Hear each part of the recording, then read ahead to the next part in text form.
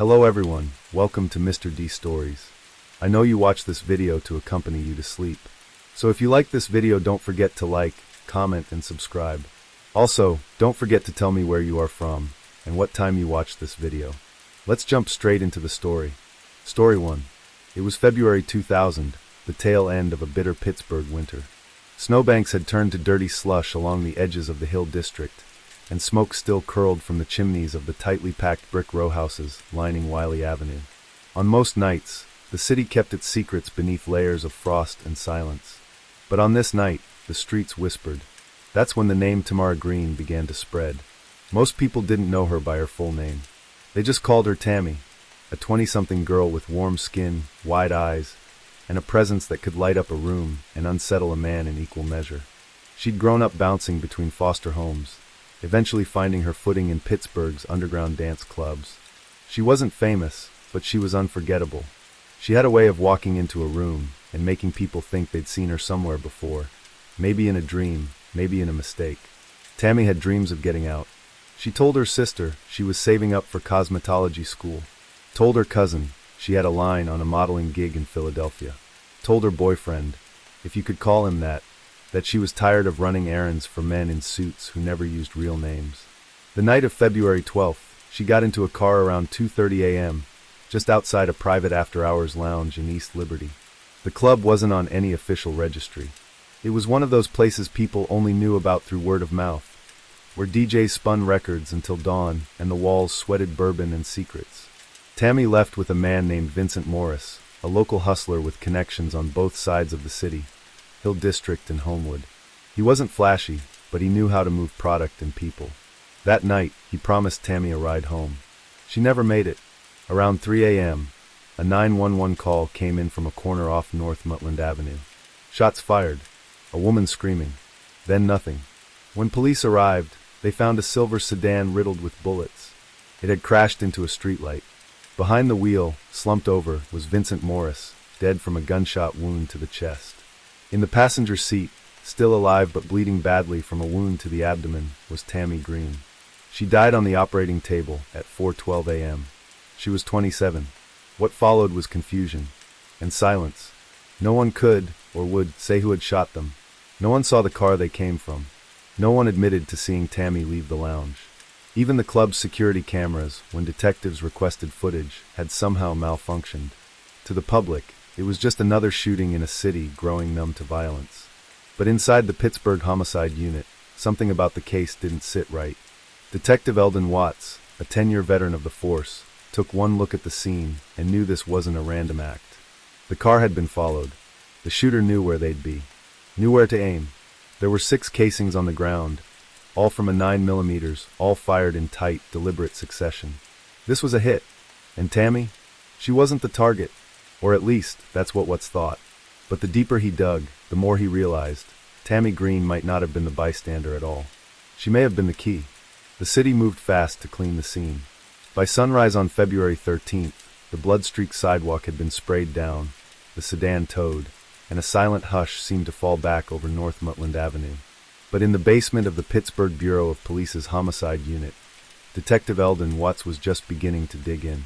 Vincent Morris was a known figure in Watts' files, low-tier operator, suspected in a handful of local gun trades, but never enough evidence to stick anything serious.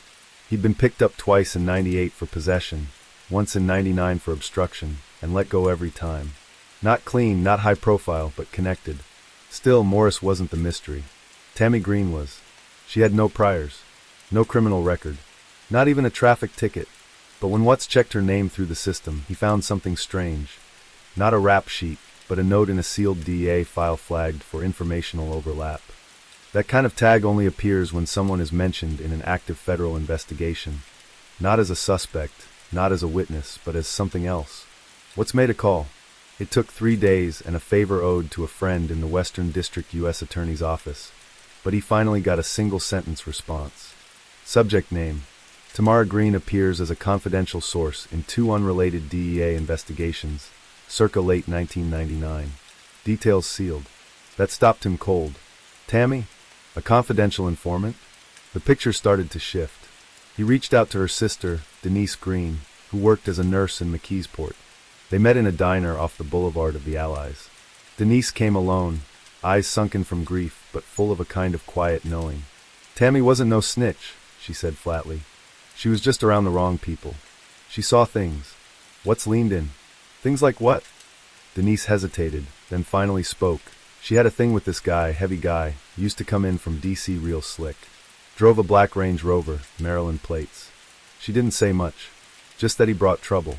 One time, she came home shaking, said she saw something she shoot V at a warehouse in the Strip. A name?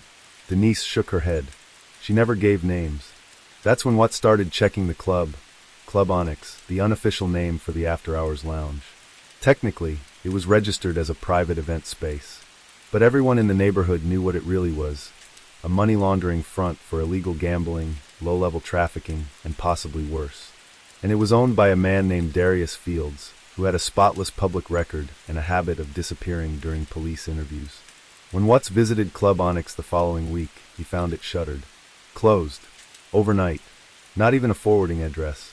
The people around the neighborhood, bartenders, bouncers, DJs, suddenly didn't remember Tammy. Or Vincent. Or even the night of the shooting. It was as if the entire building had swallowed its own memory. But Watts knew what was happening. This wasn't forgetfulness. It was fear. 2 people had been executed. One of them was tied, possibly intimately, to a federal case. The other, Tammy, was apparently more than just collateral damage. He pulled Tammy's phone records.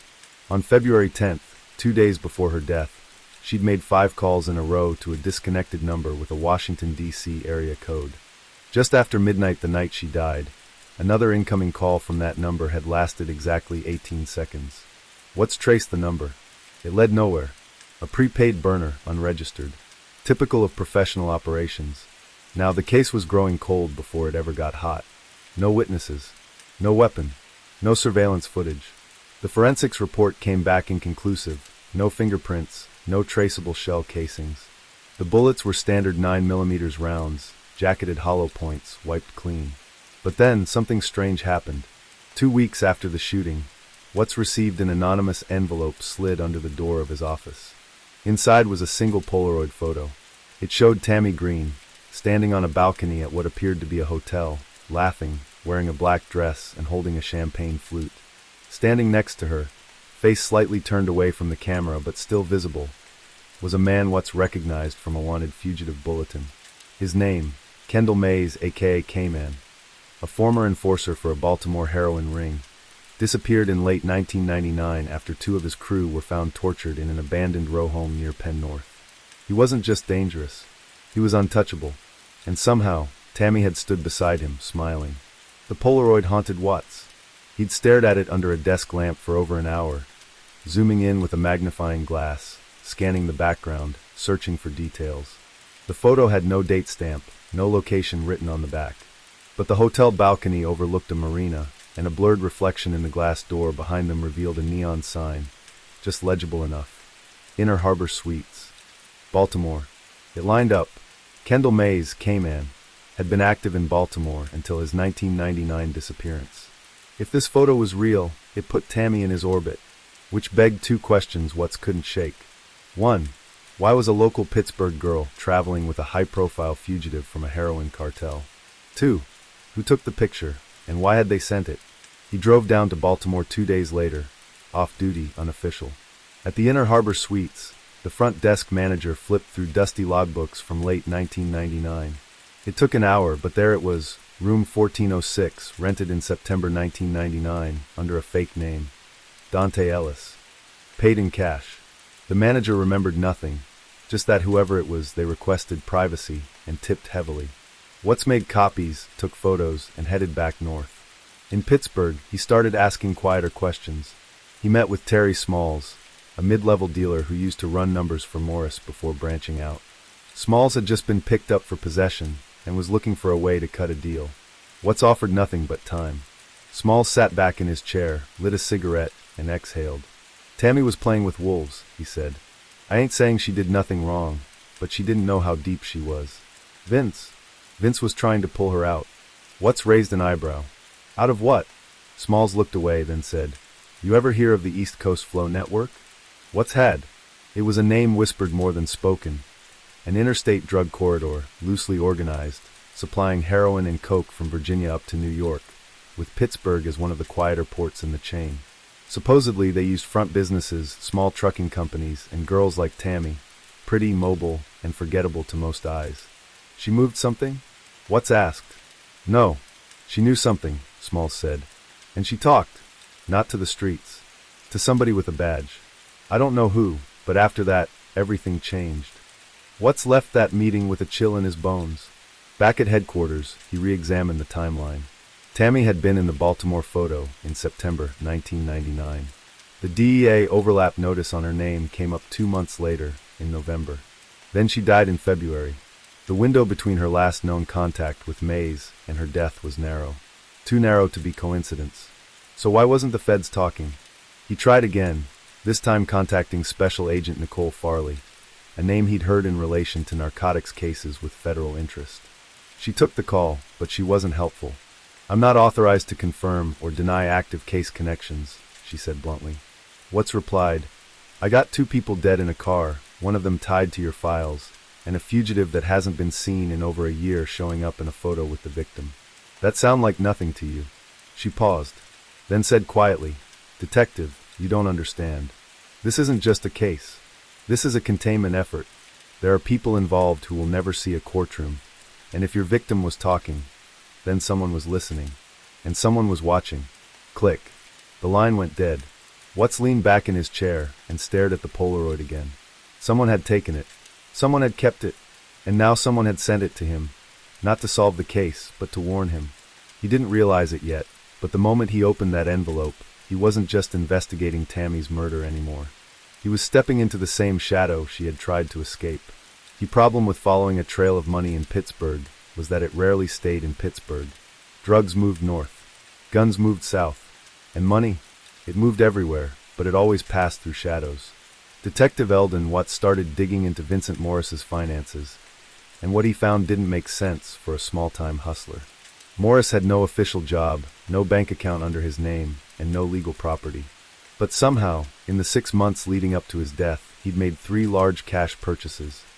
A used Lexus in August, a down payment on a small condo in Swissvale in November, and, most curious of all, a wire transfer of $9,700 to a Miami-based freight brokerage in January. That transfer set off alarms. Watts contacted the brokerage, M&A Cargo Services, a legitimate logistics firm with a reputation for renting containers to exporters. But Morris's name wasn't on the client list. Instead, the payment had been filed under a dummy LLC called Shadow Tide Ventures, registered just 3 months earlier in Delaware. No owner name, no contact info, just a P.O. box and a corporate agent. Tammy's name wasn't tied to the transaction. But a day after the wire transfer, her cell phone pinged off a tower near the Allegheny Freight Depot, just east of the city. That tower only served one area, the container yards. Watts paid a visit to the depot. He found an old yard supervisor named Gus Brenner, who remembered seeing Tammy once. Pretty girl, he said. Came through with a clipboard, said she was checking inventory for a client. Had a visitor badge and everything. Visitor logs confirmed her presence on January 17, 2000. That meant Tammy was physically at the depot less than a month before her death, connected, at least peripherally, to a container paid for with Morris's money, under a shell company. What was inside that container? Watts would never find out. According to the manifest, it was labeled machine parts, and had already left the U.S. port of entry February 3rd, bound for Puerto Cortez, Honduras, a notorious trafficking port. By the time Watts traced it, the shipping line reported the container had gone dark. Tammy had gotten too close. That much was clear now. The DEA hadn't called her a witness. She wasn't just associated with a case. She was inside it, embedded in a drug smuggling operation that stretched from Pittsburgh to Baltimore to Honduras. The feds might have flipped her, or maybe she was working both sides. Either way, her role had turned deadly, and someone wanted to erase her from the map. Watts circled back to one detail that still nagged him, the shooting itself. The bullets were too precise. The shooter had known their route, their timing, and exactly where to intercept the car. That didn't come from the street. That came from planning. He revisited the crime scene. At 2:30 a.m., the intersection where Tammy and Vincent were ambushed was nearly empty. No working cameras.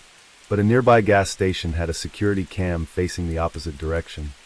Useless for the shooting itself, but maybe, just maybe it caught something earlier. What's pulled the tapes? And there it was. At 2:09 a.m., a dark SUV, likely a Chevy Tahoe, parked just outside the line of sight, just across from the lounge. Lights off. Engine running. It stayed there until 2:33 a.m., then slowly pulled out. Exactly 2 minutes after Tammy and Vincent drove away. This wasn't random. The Tahoe had been waiting. Watts ran a sweep on all registered black Tahoes in the area matching the vehicle profile. 214 results. Most were dead ends, family cars, rentals, construction company fleets. But one stood out. A government-registered vehicle, listed under the name of a federal task force vehicle pool operated by the U.S. Marshals Service in Pittsburgh. The plate matched the grainy video frame by frame. Watts blinked. Checked again. The Tahoe at the scene was federal property.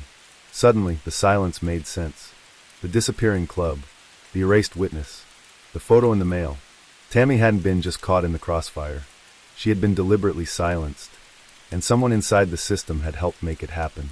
The moment Watts confirmed the federal vehicle had been at the scene, he knew he was standing at the edge of something dangerous, a breach in the wall. Something that should have been airtight had just sprung a leak, and he was the only one staring through it. But this wasn't a movie. He couldn't just waltz into the marshal's office and ask, who was driving the Tahoe the night Tammy Green was murdered? That kind of question had a way of burying people, or getting them buried. Instead, he turned to someone he trusted, Detective Brenda Linwood, a former narcotics officer turned internal affairs liaison, with a reputation for two things, hating dirty cops and keeping her mouth shut. They met in a diner in Wilkinsburg. No note-taking, no formal inquiry, just coffee and tension. Watts slid the grainy still image across the table. Brenda stared at it. "That's a Fed tag," she muttered, confirming what he already knew. Then, "You sure about this?" "As sure as I am that Tammy didn't die by accident." She sat in silence for a long moment before asking, "What do you want from me?" "Names," he said. "I want to know who signed that SUV out. And I want to know if any of them were in town that night." Brenda didn't say yes. She didn't say no either. She just took the photo, tucked it into her bag, and walked out. That night, Watts went home and sat in the dark. He knew something else now. If a Fed vehicle was at the scene, then the killer had a badge, or access to someone who did. And if Tammy had been an informant, then maybe her own handlers had turned on her. Or someone in the system had made her expendable. He reread the autopsy report, hoping for something, anything, he missed. It was all textbook. 2 shots to Vincent, chest and neck. 1 to Tammy, center mass. The forensics report noted something strange though, no defensive wounds. No attempt to flee. That lined up with the coroner's note that her pupils showed signs of mild dilation, an indicator of benzodiazepine traces in her bloodstream. She had been drugged. Not enough to knock her out, but enough to slow her reflexes. Enough to make sure she didn't run when the bullets started flying. It was the kind of detail a professional would plan. The next morning, Brenda called. Her voice was low, clipped. "Don't ask how I got this." But the Tahoe was signed out on February 12th at 6:43 p.m. by Deputy U.S. Marshal Lyle Camden, supposedly to escort a witness up to Erie. But the logs show no return trip, and the vehicle wasn't scanned back into the lot until February 14th at 3:21 a.m. That was 13 hours after Tammy died. Watts wrote the name down slowly, Lyle Camden. He'd heard of Camden, clean record, 15 years with the Marshals, worked out of Pittsburgh but often liaised with the DEA. A quiet closer, the kind of guy they called when someone needed flipping or vanishing. Brenda said, "You didn't hear that from me." Click. Watts now had a name, a timeline, and a motive. Camden wasn't on the case file, but he'd operated in the orbit of Tammy Green and the DEA. If she was a confidential source, it was possible she was working directly or indirectly under his supervision. And if she tried to walk or talk, maybe she knew too much. But the bigger question remained. Who gave the order? Camden didn't shoot people in the street for fun. There had to be a reason, a directive. Someone wanted her silenced, and Camden, or someone using him, made it happen. Watts pulled every file he could find related to Camden. One detail stood out. Camden had been part of an interagency task force, codenamed Silver Basin, tied to cartel tracking from D.C. to the Midwest. That operation was shut down suddenly in late 1999, no explanation. Tammy Green's name appeared in an intel log from October 1999 under Silver Basin. She wasn't just involved. She had been central. And now what's had the smoking barrel, but no warrant? No support. No backup. Only the truth. And in a city like Pittsburgh, in a year like 2000, that kind of truth could get you killed. Watts didn't sleep much after learning Camden's name. He didn't tell anyone in his unit what he was working on. He didn't log any of his findings into the department case system. And he didn't make calls from his apartment. He was old school. He took notes on yellow legal pads, burned copies of the files, used a payphone outside a bowling alley in East Liberty when he needed to talk. He knew how this worked. Someone had already erased Tammy. Now Watts had a name tied to her death, a federal marshal with black bag clearance. And that meant someone might be coming to erase him next. On a hunch, he paid a visit to Camden's listed address, a clean brick townhouse in an upper-middle-class slice of Shadyside. It was early evening. The lights were off. Car in the driveway, government plates. Watts parked across the street and watched. At 8:47 p.m., the door opened. Camden stepped out wearing jeans and a windbreaker, no badge, no gun visible, but Watts knew he carried off duty. He moved like a man trained for close quarters, head on a swivel, keys in hand before he even reached the door. He got into the SUV and pulled away. Watts followed at a distance. They drove across the river through the south side, then up into Mount Washington, where Camden finally parked on a dead-end street and walked into a small, dimly lit bar, the Brass Collar. Watts waited 15 minutes, then followed him in. The bar was old-school Pittsburgh, dark wood, stained carpet, framed jerseys on the wall. Only 6 patrons inside. Camden sat alone in a booth near the back, nursing a glass of something clear and strong. He looked tired. Not shaken, not reckless, just exhausted, like a man who'd been keeping too many secrets for too long. Watts slid into the opposite side of the booth, without a word. Camden looked up. Didn't flinch. "You're the cop," he said. Watts said nothing. "I heard you were poking around. Who told you?" Camden smiled, but there was no humor in it. "You don't ask who in this line of work. You just accept that someone always knows. You want to ask me something? Go ahead and ask it. Did you kill Tammy Green?" Camden stared at him. Then softly, "No." Watts leaned forward. "But you were there." Camden took a breath. "I was. Not for her, though. For the drop. I was watching her. She was my informant. DEA had her wrapped up in the Silver Basin op. She wasn't supposed to be in that car." "Then why was she?" "Because she figured something out," Camden said. "Something she wasn't supposed to know." He looked around. The bartender was watching. Camden lowered his voice. There was another drop scheduled for March. Bigger. Honduras to Baltimore to Pittsburgh. Tammy found out that someone inside Silver Basin was leaking intel to the network. Realized she was being used. So she decided to walk. Not from me. From them. Who's them? Camden gave a bitter laugh. That's the question, isn't it? She never said names. Only that she had documents. She wanted a deal. Full immunity, relocation, everything. But the moment she told me that 2 hours later, I was pulled off her case. Official word, conflict of interest. Unofficial? They knew she'd talk to me. Watts was quiet. You didn't warn her. I tried, Camden said, his voice hollow. But I was being watched too. My phones. My car. The day she died, I wasn't even supposed to be in the city. I followed her from the club, thinking I'd convince her to take a burner and disappear. But someone else got there first. Who? Watts asked. You know who pulled the trigger? Camden nodded. No name. Just a handle. Castle. Freelance operator. Works clean, no trail. DEA, CIA, sometimes even Interpol, when they need something deniable. You hear that name? Walk the other way. Watts scribbled the name down. Castle. Camden finished his drink and stood. You've got 2 choices now, detective. Close the file. Say it was a gang hit. Blame Vince, blame the street. Or what? Or you keep digging, Camden said. And one day soon, you'll find a Polaroid in your mailbox, just like she did. Then he walked out. Watts sat in that booth for a long time. He didn't move. Didn't speak. He just stared at the name on his notepad. Castle. A shadow. A ghost. And maybe the last person Tammy ever saw. The name Castle didn't exist in any official database. Watts checked everything. FBI personnel logs, DEA blacklists, Marshals' internal affairs, even military contractor rosters going back a decade. Nothing. But Camden hadn't been lying. Watts could tell. The kind of weariness in the man's eyes, the look of someone who'd walked just close enough to the fire to get burned, wasn't something you faked. So Watts did what he always did when systems failed him. He went analog. He reached out to a man named Reuben Slick Chalmers, a retired CIA asset-turned-fixer, who used to drink in the Hill District before disappearing from public view in '93. Watts had pulled him out of a jam once, got his kid out of lockup. He figured the man owed him at least a name. He left a message at a dry cleaner's with a fake name and a burner number. 3 days later, at 1:03 a.m., the phone rang. "You shouldn't be asking about Castle," said the voice on the other end. Watts was quiet. "Who is he?" A pause. "Not who. What?" The line crackled. "Castle isn't a man, it's a designation. Contract-based. Paramilitary. Used when you need complete deniability and permanent results. Castle is whoever holds the file that month." Watts' stomach turned. So Tammy was killed by what? A rotation? Maybe. Or maybe someone took the file private.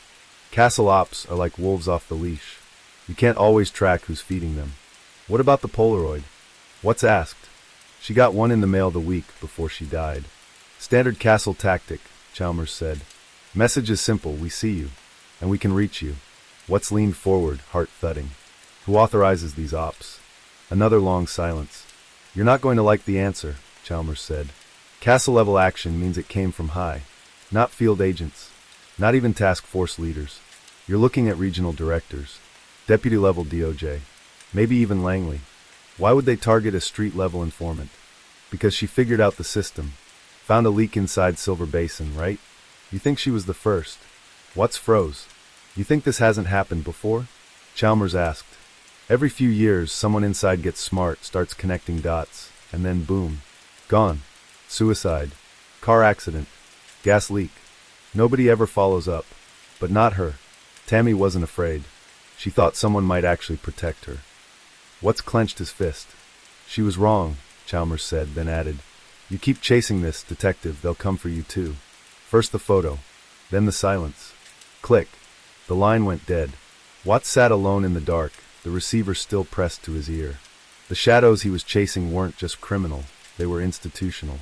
Which meant this wasn't just about justice anymore. It was about truth versus survival. He looked at the board in his home office. Strings and photos and maps, all leading back to that rainy night in February. To a woman who should have been protected. To a shooter who didn't exist. To a federal task force that vanished from the books.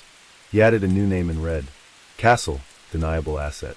Polaroid, pattern of silence. Then he circled the question that had haunted him since day one. Who pulled the trigger? And who made the call? He didn't know it yet, but in 48 hours, he would have the answer to one of those questions. And it would cost someone their life. Watts knew the official channels were closed. No warrant would touch this. No court would sign off. He had already gone too far to turn back. So he made a choice, the kind you don't come back from. He drove to an unmarked building in the Strip District, a federal storage annex once used by the ATF, now largely dormant. The building had been shut down for renovations in '99, but Watts knew some parts of the old archive were still intact. More importantly, he knew a man who still had access. Frankie Mendez, a former digital forensics officer turned systems supervisor. Watts had helped get Mendez's sister out of a domestic violence situation 3 years earlier. Another old favor. They met behind the building after midnight. "This ain't a good idea," Mendez muttered, unlocking the back door with a manual override key. "Last guy that went snooping in here lost his clearance, then his car exploded on I-76. No joke. Just give me 30 minutes, Watts said. I need anything tied to Operation Silver Basin. I don't care if it's shredded. I want names, flight logs, briefing notes. All of it." The hallway smelled of mildew and dust. A hum of electricity ran low through the walls, a heartbeat in the silence. The server room was buried behind 3 locked cages, but Frankie worked fast. Once inside, Watts scanned the terminal. He bypassed the general index and went for subdirectories buried deep. DEA Joint Ops, 1999 to 2000 Silver Basin. It was all there. He began pulling files, hundreds of them. Briefings, surveillance logs, asset assessments. He hit gold with a redacted field memo dated February 8, 2000. The memo referenced an informant hashtag 361TG, Tammy Green. It noted she had expressed doubts about the integrity of the task force, and requested extraction under emergency protective protocols. Then came the line that turned his blood cold. Request denied. Source flagged as compromised. Asset to be neutralized per protocol Echo 6. Echo 6. He'd never heard the term. But the next page confirmed everything. It was a kill order. Sanitized. Approved. Initialed by a deputy director of DOJ operations. And there on the authorization form was a name Watts had seen only once before, R. T. Milburn. Raymond T. Milburn, Deputy Director of Field Coordination. Based in D.C., former spook, now running domestic operations for joint drug enforcement initiatives. He was the architect behind Silver Basin.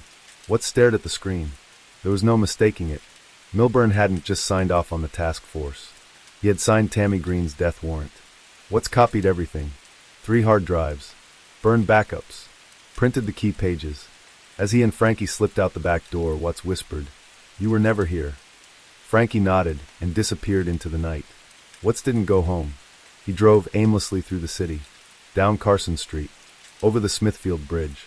He watched the steel skeleton of Pittsburgh pass in silence, and felt the weight of what he carried. This was more than a smoking gun. It was a map of how the system kills people to protect itself.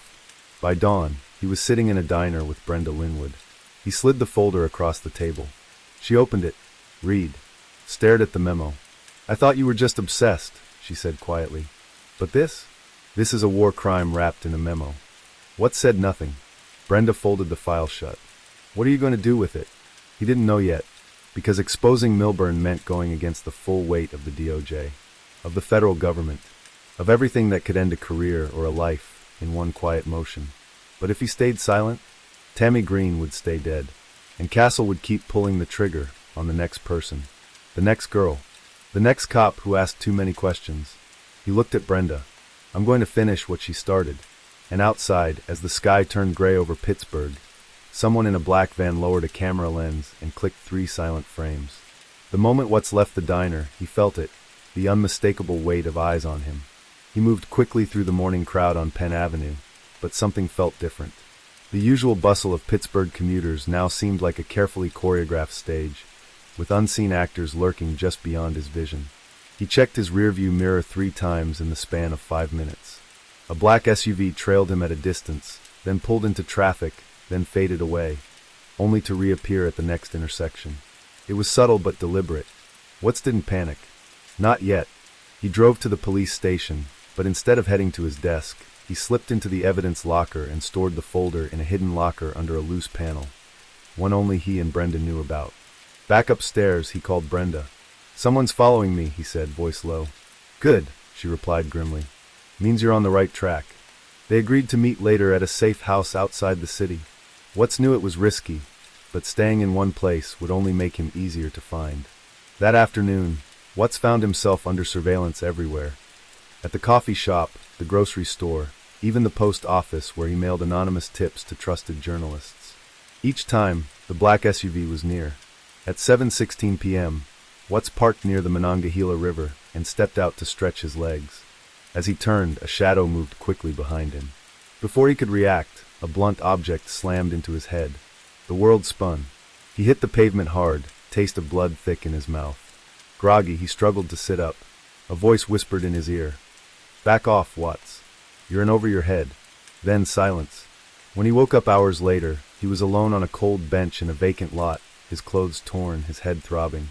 He reached into his jacket pocket. The folder was gone. Panic surged, but then a calm settled over him. They wanted to scare him, but they hadn't broken him. Watts limped back to his car and drove straight to Brenda's safe house. She opened the door before he knocked. "You okay?" she asked, eyes sharp. "Worse than okay," Watts said, but still breathing. Brenda ushered him inside. "We need a plan," she said. Watts nodded. "We go public," he said. "No more hiding. If Milburn and whoever is behind this want a war, we'll give it to them." Brenda handed him a burner phone. "This is going to get messy." Outside, the city lights twinkled innocently, but Watts knew the darkness behind them had teeth. And Castle was still out there, waiting. The hours after Watts arrived at Brenda's safe house were a blur of whispered phone calls, hurried meetings, and frantic planning. They both knew the stakes had never been higher. The folder, proof of the kill order signed by Raymond T. Milburn, was gone. Without it, Watts was just a man chasing shadows. But with it, he was a target marked for elimination. Brenda reached out to a trusted contact at a local independent newspaper known for fearless investigative reporting. A young reporter named Lena Martinez, who'd made a name for herself exposing police misconduct and corporate cover-ups in Pittsburgh. Within 24 hours, Lena agreed to meet. They convened in a quiet cafe on Ellsworth Avenue. Watts slid a copy of what he had left, the printouts, the memos, the decrypted emails. Lena scanned everything quickly. "This is explosive," she said. "If Milburn really authorized a hit on Tammy Green, it's not just a cover-up. It's murder sanctioned at the highest level."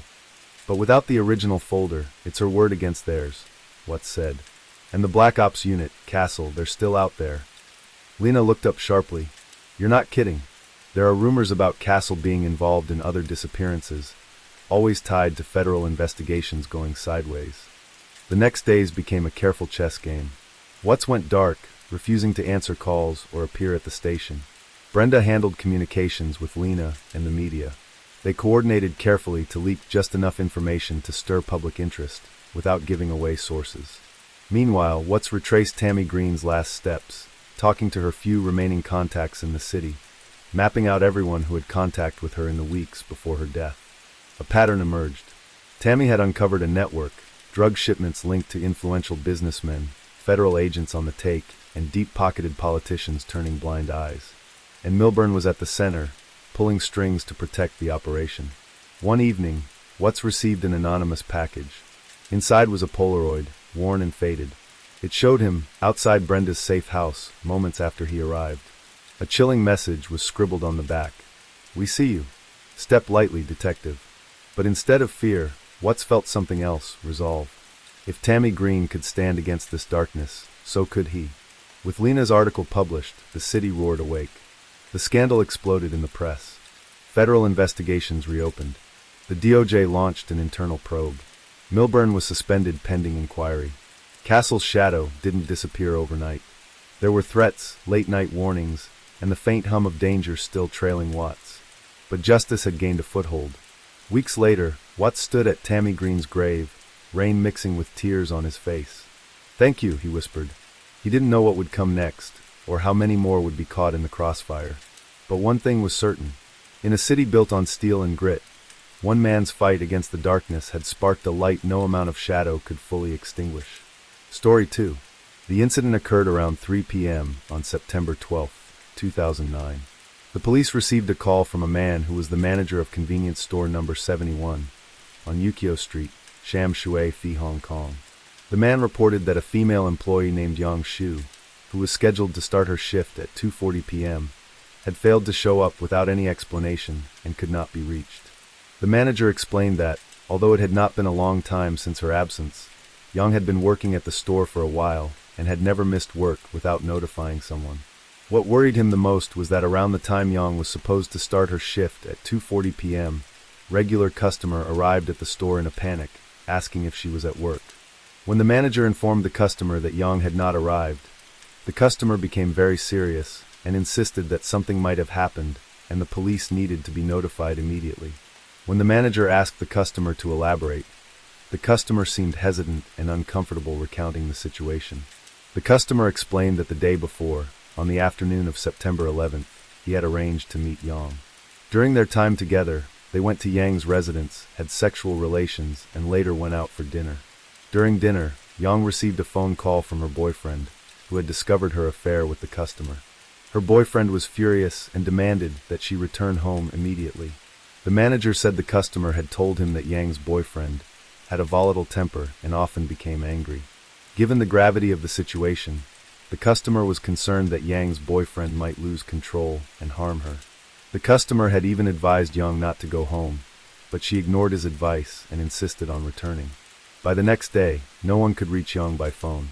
The customer, worried, went to her residence to check on her, but received no response after knocking for a long time. He then went to the convenience store to find her, only to discover she had not shown up for work. The store manager said that after hearing the customer's story, he felt the situation was very serious. He was also aware of the boyfriend's temper and knew that he cared deeply for Yang, often waiting for her outside the store after her shifts and bringing her meals. Therefore, the store manager decided to contact the police for assistance. After receiving the report, the police dispatched 2 officers to Yang's residence, an apartment located on the 5th floor of the Weihang building at 27A, 27F Hinghua Street. When the 2 uniformed officers arrived at the reported address, they identified themselves and knocked on the door. However, despite knocking for a long time, there was no response. Since the police could not yet determine what had happened and had no evidence suggesting Yang was in danger or that any criminal activity was taking place inside the apartment, they could not forcibly enter. Through their investigation, the police learned that the tenant of the apartment was a 40-year-old man named Liang Yaochong. They attempted to contact him, but their calls went unanswered. After several efforts, they discovered Liang had a 15-year-old daughter and decided to reach out to her. Eventually, they managed to get through and speak with her. The police asked Liang Yaochong's daughter if she knew her father's whereabouts and if he could be contacted. Liang's daughter responded that her father had visited her earlier that day, knelt down and tearfully apologized, saying, "I've done something wrong and let you down." He told her he was planning to return to his hometown to end his life, urging her to live well with her mother. He gave her 2,000 Hong Kong dollars, over 1,000 Chinese yuan, and a gold ring before leaving. Upon hearing this, the police became increasingly concerned, believing that something serious might have happened. They requested Liang's daughter to immediately bring the keys to the reported apartment to unlock the door. Liang's daughter, alarmed by the request, hurried over without delay. When the police pushed the door open, a strong smell of blood filled the air. Before they could turn on the lights, the dim light from the hallway revealed a woman lying naked, covered in wounds and blood, inside the apartment. They believed this woman was Yang, who had been reported missing. The police discovered that the apartment, which was slightly over 100 square feet, was splattered with bright red stains everywhere on the wardrobe. Chairs, bedsheets, clothing, floor, walls, and even the ceiling. Emergency responders were immediately called to the scene, but unfortunately, they confirmed that the woman was already deceased. Shortly thereafter, the forensic examiner also confirmed that the deceased woman was indeed Yang. At this point, the police officially opened a case and focused their investigation on Yang's boyfriend, identifying him as the primary suspect. The most pressing task was to locate Liang Yaocheng. Liang's daughter recounted that when her father cried and apologized, he mentioned that he would return to mainland China. The police notified the immigration department to restrict Liang from leaving the country. However, the immigration department responded that Liang had already crossed the Lowu checkpoint into mainland China at noon. The police immediately contacted Chinese authorities to request assistance in locating Liang. Meanwhile, forensic investigators at the scene began examining the evidence and conducting an autopsy on Yang Shuyu, working to reconstruct what had happened at the time of the crime. The police found a blood-stained kitchen knife on the floor, which they believed to be the murder weapon. Forensic experts also began analyzing the blood patterns at the scene. It was evident that the victim had been violently attacked with the knife, causing blood to splatter throughout the apartment. Investigators estimated that the assailant paused at some point before resuming the attack. This behavior often indicates that the perpetrator tortured the victim, inflicting initial injuries to instill fear and force the victim to disclose information the perpetrator sought. Additionally, a condom containing semen was found at the scene. Testing was required to determine whether the semen belonged to Liang Yaocheng. The autopsy revealed that Yang was approximately 5 feet 4 inches tall and weighed 108 pounds. Male semen was also detected inside the victim's body, and further testing was necessary to confirm whether it matched Liang Yaocheng. On Yang's neck, there were signs of strangulation, and her vocal cords were bruised. In addition to the strangulation marks, Yang had 213 stab wounds distributed across her body, including her head, shoulders, arms, chest, back, abdomen, and thighs. Her forearms and both hands also had numerous injuries, believed to be defensive wounds from when she tried to shield herself from the knife. This indicates that Yang was still conscious when she was attacked. What was most terrifying was that, among the 213 wounds, more than 80 were inflicted on her head alone, with many of them going down to the bone. 5 of Yang's teeth had been broken. This was such brutality that even the most seasoned investigators were horrified. The fatal wound was a stab that pierced through the skull into the brain. However, due to the large number of wounds, even forensic experts could not determine the order in which they occurred, leaving them to speculate about the events at the time of the crime. Therefore, the only person who truly knew what happened was the perpetrator. While the police were investigating the crime scene, Liang Yaocheng called his daughter from China, saying that he had returned to his hometown in Jiangmen, Guangdong province. Liang hinted that after visiting his parents' graves, he would end his life and told his daughter, "In a day or two I might go to heaven, so remember to light incense for me." Liang's daughter told the police that after hearing her father's words, she advised him not to do so and to come back to Hong Kong to face the situation. But after hearing this, her father repeatedly said sorry before hanging up, and she was unable to reach him again. While everyone was anxiously waiting, the situation took an unexpected turn. Around 7:30 p.m. the following evening, on September 13th, Liang Yaocheng unexpectedly returned to Hong Kong via Shenzhen Bayport. Of course, Liang Yaocheng was immediately arrested. After his arrest, Liang Yaocheng openly confessed to killing his girlfriend Yang. "I killed her, she provoked me." He also detailed the events of the crime. To understand the conflict between the two, we need to look into their past. Let's first consider information about Liang Yaocheng. Born in 1970, Liang was 39 years old at the time of the crime. He was born and raised in Jiangmen, Guangdong province. After graduating from high school, he joined the military and served in China as a driver. At the age of 24, he married his first wife, and they had a daughter. In 2004, Liang's wife moved to Hong Kong.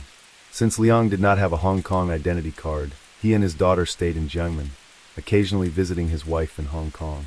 Despite the long-distance relationship, things were still manageable. However, after his wife had been in Hong Kong for 2 years, in 2006, Liang discovered by chance that his wife was having an affair in Hong Kong. The two eventually reconciled and divorced, but they agreed that Liang and their daughter would be allowed to move to Hong Kong before the divorce was finalized. After that, Liang continued to live with his daughter in Jiangmen. It was also in Jiangmen where Liang met the victim Yang. They got to know each other through a game of mahjong, and Yang, a 32-year-old woman also from Jiangmen, caught his attention. Yang showed you and Liang hit it off right away. Sharing a natural bond, Liang found Yang to be lively and charming.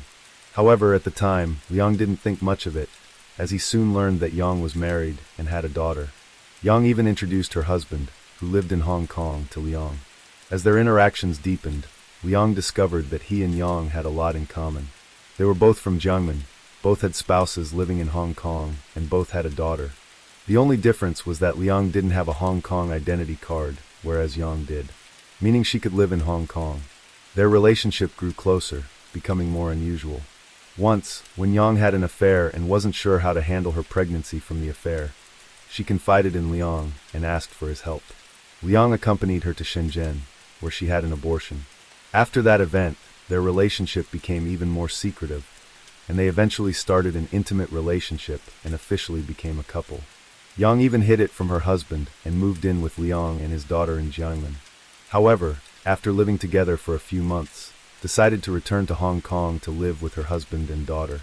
Liang was heartbroken, but knew he had no means to go to Hong Kong, so he could only watch his girlfriend leave. It's unclear whether it was because Yang wasn't used to life in Hong Kong, or because she missed Liang and Jiangmen. But shortly after arriving in Hong Kong, she decided to return to Jiangmen. She even asked her husband for a divorce. Thus, Liang and Yang were officially together, openly living as a couple. They made a promise that when Liang finally received his Hong Kong identity card, he would divorce his wife. On Liang's 40th birthday, February 1st, 2010, the two of them planned to officially marry in Hong Kong and begin a new life there, starting a new chapter in their lives. At that time, both were filled with hope and anticipation for the future, but unfortunately, they would never get to see that day. On April 1st, 2009, 5 months before the crime occurred, Liang finally received his Hong Kong identity card. He moved to Hong Kong with his daughter. Liang rented a room over 100 square feet on the 5th floor of the Wai Hung building on Hung Hua Street, where the crime later took place, for a rent of over 2,000 Hong Kong dollars per month to live with his daughter. The reason he chose this place was because the rent was affordable, and another reason was that Liang worked in Hong Kong, and the Wai Hung building was very close to her workplace. Convenience store on Yuchao Street. Shortly after, Yang also moved in with Liang and his daughter. Although Liang didn't have a stable job at the time, he was hardworking and made a living through odd jobs like moving houses and assisting with construction. He earned about $1,280 US dollars, $10,000 Hong Kong dollars per month. On the surface, after Liang moved to Hong Kong, everything seemed to be progressing well. All he had to do was wait a few more months, and after his divorce, the two of them could officially be together. But all of this turned out to be an illusion, because not long after they started living together, problems began to surface in their relationship. Next, let's see how Liang Yaokong explained his actions after being arrested. Liang told the police that shortly after they moved to Hong Kong and started living as a family of 3, Yang told him she wanted a more private life for just the two of them and no longer wanted to live with his daughter. Liang said he was very much in love with Yang. And since his ex-wife also lived in Hong Kong, he agreed to Yang's request and took his daughter to live with his ex-wife. So, he and Yang began their life together as a couple. He treated Yang very thoughtfully, cooking and taking care of all the household chores. Even when he learned that Yang Shiyu was suffering from foot pain due to standing for long hours at her job at the convenience store, he would massage her feet every evening, helping her put on clothes and socks when she went out. Liang said he spoiled Yang in every way. At first, Yang welcomed this care. The two had once vowed to endure hardship together when they came to Hong Kong. But by the 3rd month after he arrived in Hong Kong in July 2009, their relationship began to show signs of trouble. It all started when Liang injured his hand while working, and to save money, he went back to China for treatment. Yang became suspicious, thinking he went back to China to chase women and enjoy himself. Liang stated that Yang even threatened him. "You can go find girls in China, but I can find men here." Liang told the police that he clearly remembered on July 20th. When he returned to Hong Kong from China, he opened the door to their home and found Yang naked on the bed, happily talking on the phone with someone. Liang asked her who she was talking to, but she ignored him. A few days later on July 24th, Liang found a used condom in the toilet. Since they had discovered that Yang was allergic to condoms early in their relationship and had stopped using them, he asked Yang about it. She claimed it was just because the toilet was clogged. She even challenged him. "Did you see any man come here with your own eyes?" From that moment, became increasingly suspicious, and their relationship began to deteriorate. By early August, he discovered new towels and a toothbrush in their home. When he asked Yang about them, she responded, "If you can tolerate it, then tolerate it. If you can't, just jump off the building and die." After that, they often argued about these issues. Liang believed that after coming to Hong Kong, Yang had completely changed. He said that when he went back to China to treat his hand, Yang had already found a new lover because from that point on, Yang no longer had any relations with him. Although he didn't know the identity of the lover, he suspected it was the convenience store manager, as Yang often praised the manager and acted close to him. Liang said, "Those things weren't the main issue. What really led me to the decision to kill was what happened the day before the incident." Liang stated that on the day of the incident, September 11th, he was doing odd jobs in Yuanlong. Around 3 p.m. during his break, he called Yang to ask if she needed anything for dinner. Unexpectedly, he heard the voice of a man on the phone. Liang immediately asked Yang who the man was, and Yang replied that it was just the sound from the TV. Liang said he knew Yang never watched TV, and he became suspicious that someone else was at their house. After work, he immediately returned from Yuanlong to Chengxiawan. When he arrived home at 5:15 p.m., Yang was not there, but he noticed the bed sheets and blanket were very messy, and they still felt warm. Upon further inspection, he found a pubic hair on the bed and short male hair on the pillow, which didn't belong to him. Liang explained that in addition to these findings, he noticed the trash bin in the house had been emptied, which was unusual because Yang Shiyu had never done housework or taken out the trash. He believed Yang was hiding something, and began searching every floor of the building, checking trash bins to find their apartment's trash bag. Recounted that he started searching from the 5th floor to the 2nd floor, and eventually, he found a trash bag that belonged to their apartment. When the police asked Liang how he was sure that the trash bag came from their apartment, Liang replied, "Because all the household items were bought by me." Liang used a Chinese brand of feminine hygiene product with a pink box, and I found the box of this product in the trash bag. Liang further explained that morning before leaving, "I personally threw that pink box into the trash, so I was sure this was our trash." He opened the trash bag right there and found a pink box containing a tissue wrapped around a slippery object. When he opened it, he discovered a used condom, still warm and containing fluid. He immediately called Yang to confront her, asking if she had brought her lover to their home. Yang denied it. Yang said that when he continued to ask where she was, she told him she was having dinner with her ex-husband in Bangkok, and then hung up. Liang knew Yang's ex-husband, so he immediately called him to confirm if he was having dinner with her. The ex-husband replied that he was not. After that, Liang went all over Bangkok looking for Yang, hoping to catch her and confirm whether the lover was the convenience store manager. He wandered around Bangkok, but couldn't find any trace of Yang. Eventually, he couldn't take it anymore, and called Yang to tell her what he had discovered and demanded that she return home quickly. But Yang didn't care about what he said. Liang then searched for her from after 6 p.m. until 11 p.m., but still didn't find her, so he decided to go home and wait. During that time, he kept calling Yang, but she didn't answer. He waited for her to return home while his thoughts raced. Around 1 a.m., he finally heard the sound of the key turning in the door. Liang said at last, "I waited for Yang to come back, and when she did, she smelled of alcohol." He mentioned that as soon as Yang entered, she became aggressive and scolded him for being suspicious. He then took her phone to check, but he found nothing. This wasn't because Yang was innocent, but because she had deleted all her messages and call history earlier. Around 3 a.m., Liang left the house and went to the convenience store where Yang worked. He bought 2 cans of beer, drank them, and waited for the store manager to arrive for a direct confrontation. However, after finishing the 2 cans of beer and still not seeing the manager, he decided to return home.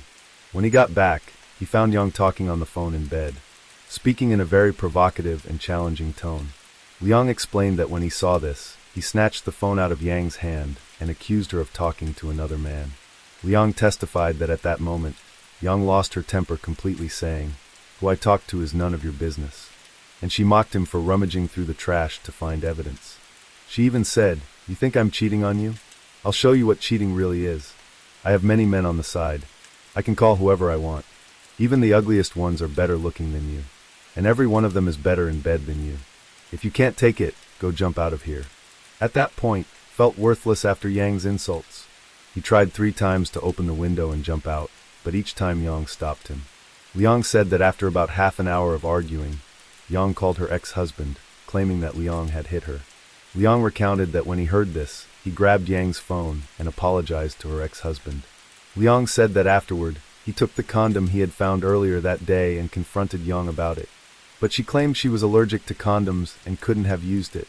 Yang recalled, "I don't know why, but after that we were quiet for a moment, and then we had sex again." However, after it was over, Yang continued to insult him about his sexual performance, saying, "You're useless. I meet men outside, and every one of them is better than you, bigger than you, and lasts longer than you. You're pathetic, only lasting 2 minutes. Liang said that Yang even took the condom he had found in the trash and shoved it into his mouth, saying, "If you want to slander me, then eat this. Maybe it'll help you last longer. Among all the men, you're the useless one. Can't even make money, and your manhood is nothing." Hearing these words, Liang said he couldn't control himself anymore.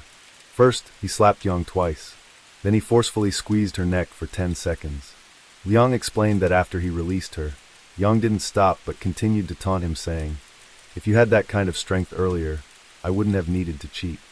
Liang said that at that moment, he didn't want to argue anymore, but Yang kept going. "Your ex-wife cheated on you too. Who do you think you are? Your daughter was also born because your wife cheated." Liang recounted that hearing this made him furious, and he grabbed a knife, pointing it at Yang, warning her to stop talking. But instead of stopping, Yang continued to provoke him, saying, "Do you have the guts to stab me?" Liang explained that at that point, he lost control, and he slashed Yang twice across the face with the knife. However, he quickly regretted it and apologized to her, helping her stop the bleeding. He offered to take her to the hospital, but Yang replied, "Who would want me like this now? I'm only worried about my daughter. Just go ahead and kill me. I didn't expect to die at 35 at your hands." Liang said that hearing these words, for some reason, he raised the knife again and kept slashing at Yang. He couldn't remember how long he continued, but during that time, he considered opening the window or going to the rooftop to jump. Yet he didn't want to die without knowing the truth about Yang's affair. He wanted to take the condom to get it tested to see if it belonged to the convenience store manager, but he wasn't sure how to go about it. Eventually, Liang decided to see his daughter one last time and visit his parents' graves before ending his life. After visiting his parents' graves in China, he tried to overdose on sleeping pills but was saved by others. He later regretted it and remembered his daughter's words. So he returned to turn himself in. This is the version of events that Liang Yaoqing confessed to after being arrested. Of course, this is just Liang's one-sided account, and its authenticity still needs further investigation. Next, we will see whether the truth can be uncovered in court. Will Liang Yaoqing be able to clear the doubts in his mind in front of the court? Will we find out who his lover really was, whether it was the convenience store manager or the regular customer the manager mentioned, or if there was no affair at all? 1 year after the case, on October 11, 2010, this sensational case was officially brought to trial at the Supreme Court. Liang Yaoqing was charged with murder, but he denied intentional homicide and admitted to manslaughter. Liang's defense attorney argued that at the time of the incident, Liang had lost emotional control and acted out of provocation by the victim. However, the prosecution questioned the credibility of Liang's testimony. For example, Liang had claimed that he hadn't had sex with Yang Xiaoyu for several months. But just before the incident, they suddenly had sex. In fact, the semen found in Yang's body was confirmed to be Liang's. The sudden intimacy after months of no sexual contact before the incident seemed illogical. Liang explained that he didn't understand why, but at that moment, Yang appeared very eager, which led to them having sex. Yang's ex-husband Lu Jia first shared how he met his ex-wife. He explained that they had known each other since childhood while studying in Jiangmen, describing Yang as having a great personality, cheerful, and hardworking. After graduation, she worked as a secretary in China. The two fell in love, got married, and he arranged for her to move to Hong Kong. Although Yang had a Hong Kong ID card, she did not live there. Later, a relative in China informed him that they had seen Yang with another man, which he confronted her about, but she denied it. Ultimately, the two divorced. But Lu Jia admitted that he still loved Yang, and they kept in touch. Yang had once confided in him, saying that she wanted to break up with her boyfriend, Liang Yaoqing. But Liang kept following her. Yang also mentioned that Liang had a violent temper, and that if she brought up breaking up, he would not let her go. However, Lu Jia acknowledged that Yang had hidden from him the fact that she was living with Liang. He described Yang as stubborn, persistent, and capable of manipulating men. Lu Jia also recalled that around 5 a.m. on the day of the incident, Yang Xiu called him, saying that she had argued with Liang. She expressed wanting to separate from him, but Liang became agitated and threatened to jump out of the window. Afterward, Liang left the house, but then called later, saying he had no money, and wanted to come back to sleep at her place. Lu Jia said that Yang sounded very frightened. The next morning, he tried to call Yang 4 or 5 times, but he could not get in touch with her anymore.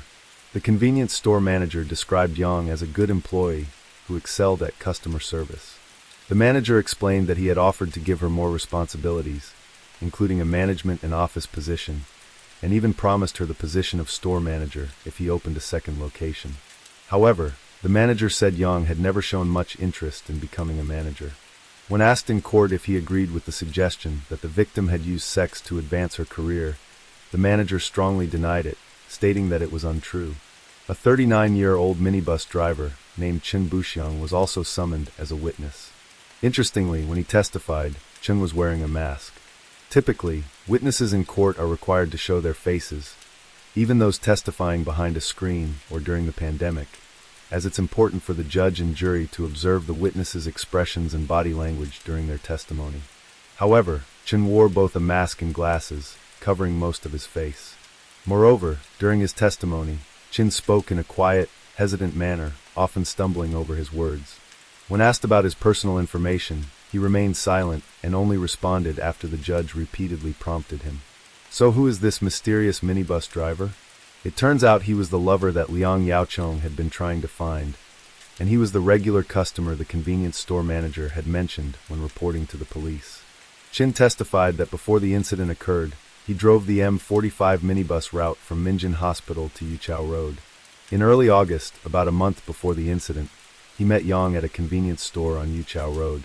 The two became good friends, getting along well, dating, and going out to eat together. Yang confided in him about her situation, telling him that her boyfriend, Liang Yaoqing, frequently got angry and scared her, always accusing her of cheating. Yang also told him that Liang had once used a knife to destroy a phone in their house out of frustration, and that she wanted to break up with him. Chen testified that on the day before the incident, September 11th, he knew Liang had to work, so he arranged to meet Yang outside. However, Yang asked him to come to her apartment. Chun brought 2 condoms with him and had sex with Yang in the apartment where the incident later occurred. Afterward, they went to a restaurant to eat, then returned to the apartment and had sex again. Chun stated that both times they used condoms. Afterward, he carefully wrapped the condoms and threw them in a trash bin located on the stairwell between the 2nd and 3rd floors of the building. Afterward, he took Yang to eat cake in Jordan, and then they went to Mong Kok for dinner. During dinner, Yang received a call from Liang, who said he had found used condoms in the trash bin at their home, and demanded that she return immediately. Chun stated that he was concerned for Yang's safety, and advised her not to go back home, but Yang insisted on returning. The next day, when Chun was unable to contact Yang, instructed her supervisor to report her disappearance to the police. One notable aspect of Chen's testimony was when he was asked about his marital status. He hesitated and said he couldn't remember. Only after the defense presented documents did he admit that he was married. Chen emphasized in court that, aside from the 2 instances of sex on September 11th, one day before the incident, he had never had sex with Yang. Finally, under cross-examination, Chen admitted that in order to protect his family and wife, he had tried to minimize his statements about his relationship with the victim. After several days of trial, the jury, consisting of 4 men and 3 women, deliberated and reached a unanimous verdict in less than 4 hours, declaring Liang Youcheng guilty of murder.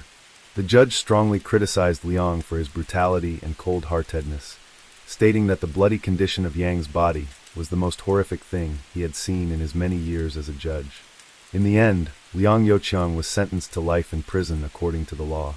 Notably, due to some particularly graphic images of the victim's body, the prosecution chose not to present these images in court to avoid impacting the jury. Although Yang Shui's fate was sealed, for Liang Youcheng, prison was not the final stop. After being sentenced to life in prison, he appealed multiple times, and his appeals were accepted. Over the 12 years following his arrest, he underwent 3 trials. Each time he was convicted of murder and sentenced to life in prison, but he was allowed to appeal. In his final appeal in November 2020, the Supreme Court accepted his appeal and in July 2021 changed his conviction to manslaughter, granting him immediate release. In its ruling, the Supreme Court made it clear that if the murder case had to undergo a 4th trial, it would place significant pressure on the defendant, Liang Youcheng. The fact that Liang had already undergone 3 trials was deemed sufficient. Furthermore, it had been 12 years since Liang's arrest. Considering his guilty plea and good behavior in prison, this was equivalent to a sentence of 27 years. This 27-year sentence far exceeded the usual penalty for manslaughter.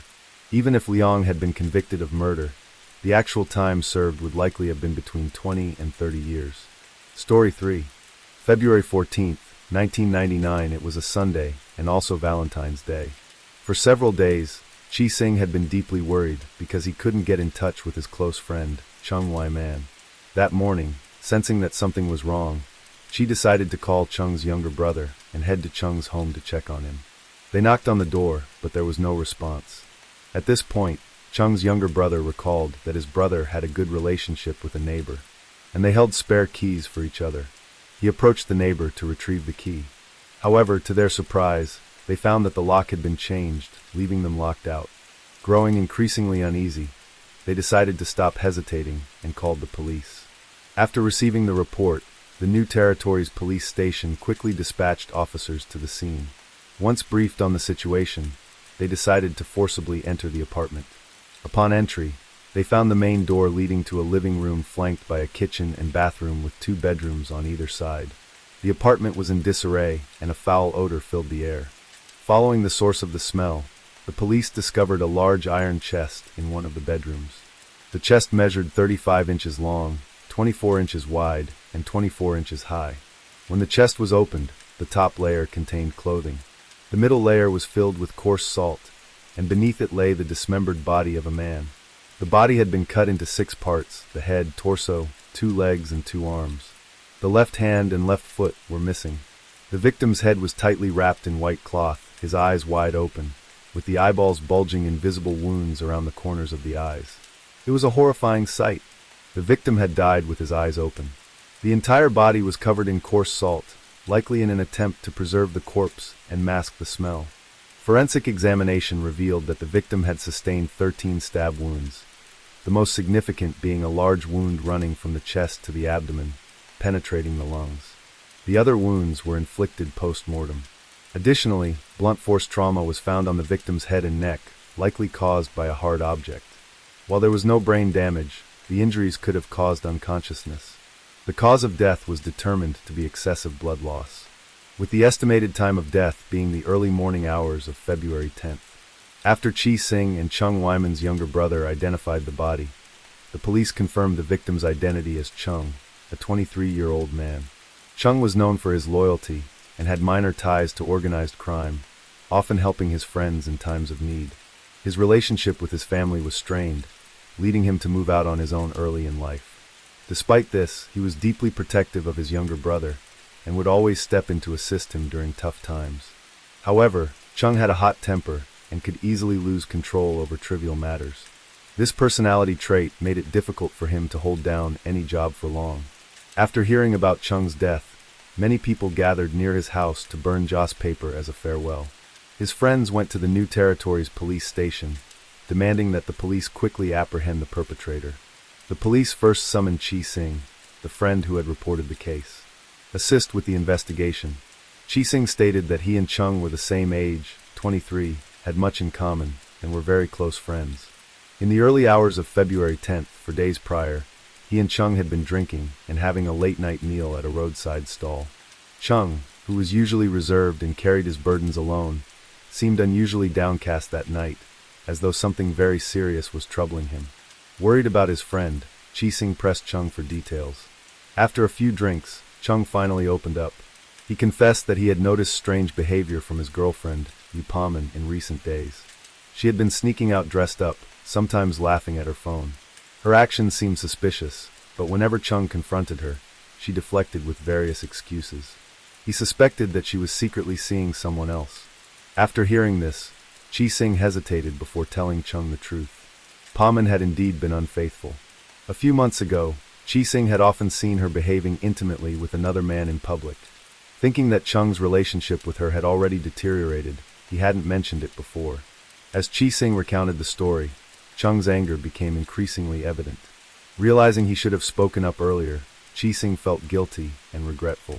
To calm his friend down, he tried to soften the blow, suggesting that the man could be a distant relative. Chung, however, could no longer contain himself. He suddenly stood up, saying he needed to go home to handle some matters and would return shortly, asking Chi Sing to wait for him. Minutes turned into an hour as Chi Sing sat alone at the roadside stall, but Chung never came back. Sensing something was wrong, Chi Sing went to Chung's apartment to check on him. Standing before Unit 2936, in Sun Yat House, Taihing Village, he felt a growing sense of unease. The first time he knocked, Yupa Man answered from inside but didn't open the door. He vaguely heard a hoarse voice which sounded like Chung saying, "Don't hit," before loud music suddenly started playing, drowning out any further sounds. Knocking again, Chi Sing called out that he wanted to take Chung out for drinks, but Paman still refused to open the door and yelled at him to leave. Refusing to leave, Chi Sing felt sure Chung was inside. After waiting outside for a while, he knocked a third time and said his phone battery was dead and he needed to come in to charge it. Shortly after, Paman opened the door, threw a power bank at him, and slammed the door shut. Despite her quick movements, Chi Sing caught a glimpse inside the apartment. He saw a strange woman wearing glasses, likely around Paman's age. After that, no matter how persistently Chi Sing knocked on the door, there was no response. He knocked a total of 7 times, but still saw no sign of Chung. Eventually, he gave up and went home, thinking that if the couple was arguing, it was best to let them resolve it on their own without his interference. Little did he know that the next time he would see Chung, it would be as a lifeless body. Based on Chi Sing's testimony, the police immediately suspected that Paman was involved in Chung's death, making her the primary suspect. Inside the apartment, however, they found no trace of Paman or her daughter. Despite inquiries with neighbors, relatives, and friends, no one knew where they had gone. Following leads from Chi Sing, the police identified the glasses-wearing woman who had been in the apartment with Paman on the day of the crime. But she provided no new information. She told the police she hadn't seen Chung that day, claiming she had only been at the apartment briefly before leaving. That evening, The police issued a warrant for Pauman's arrest and intensified their search for Chung's missing left hand and foot. On February 17th in Waterloo, 18 miles from the New Territories, a man named Lau Quanhua came forward at a police station, claiming to be Pauman's ex-boyfriend. He said that after seeing the police's wanted notice, he was in disbelief until Pauman called him and confessed to the crime. During the call, Quanhua urged her to turn herself in, even offering to accompany her, but she firmly refused and hung up. Quanhua candidly explained that his reason for coming forward was to avoid being investigated and mistakenly implicated as an accomplice.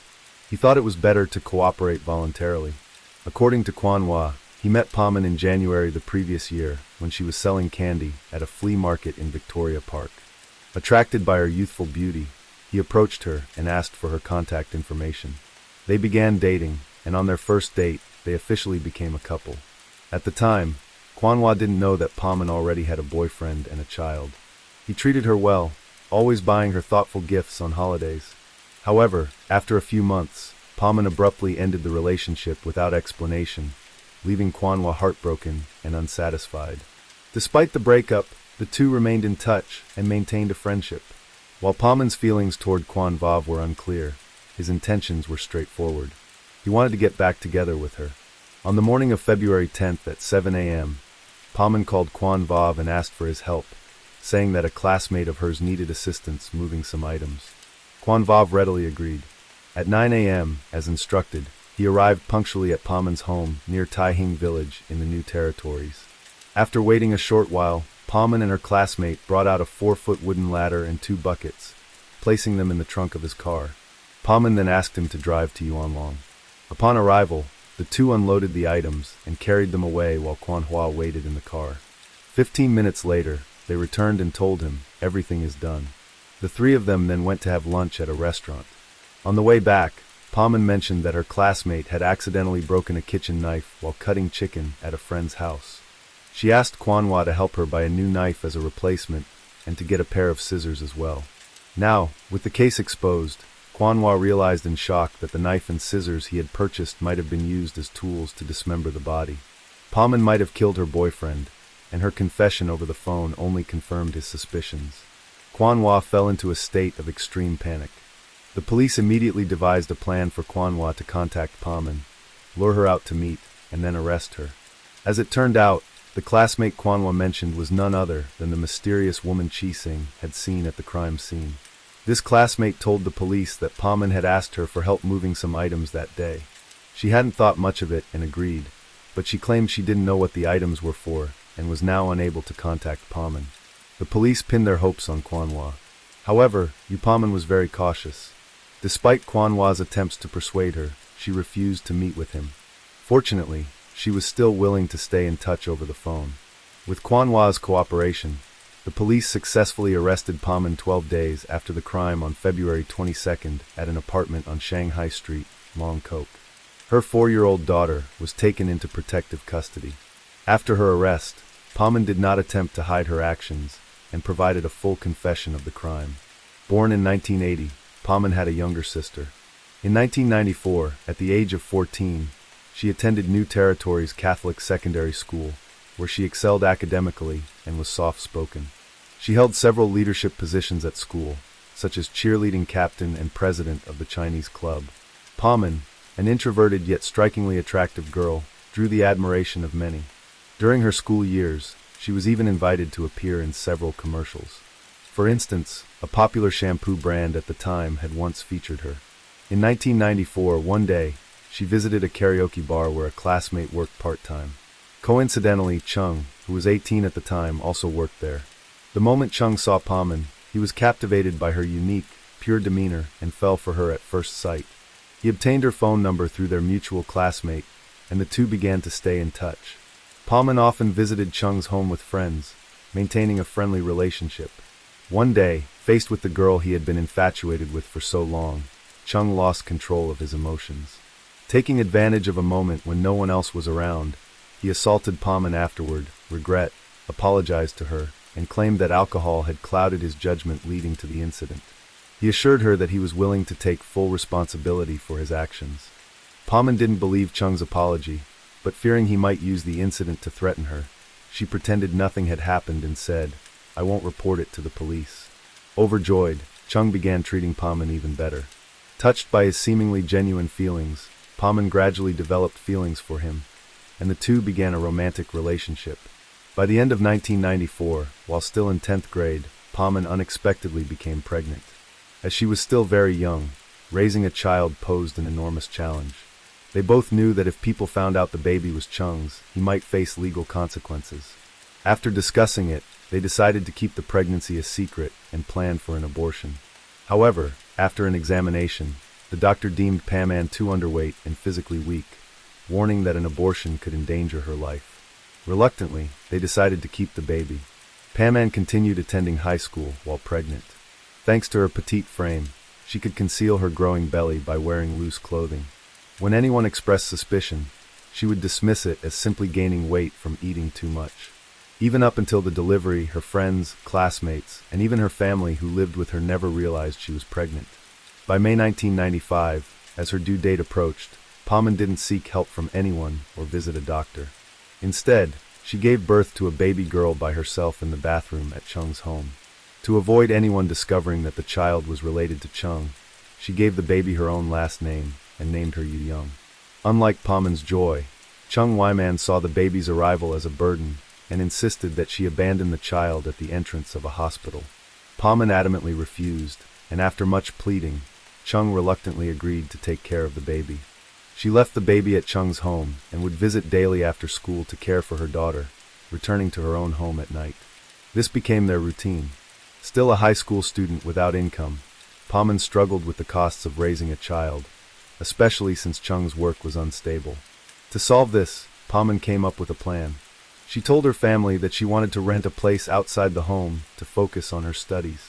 Her family believed her, and began giving her 1,000 Hong Kong dollars per month as an allowance.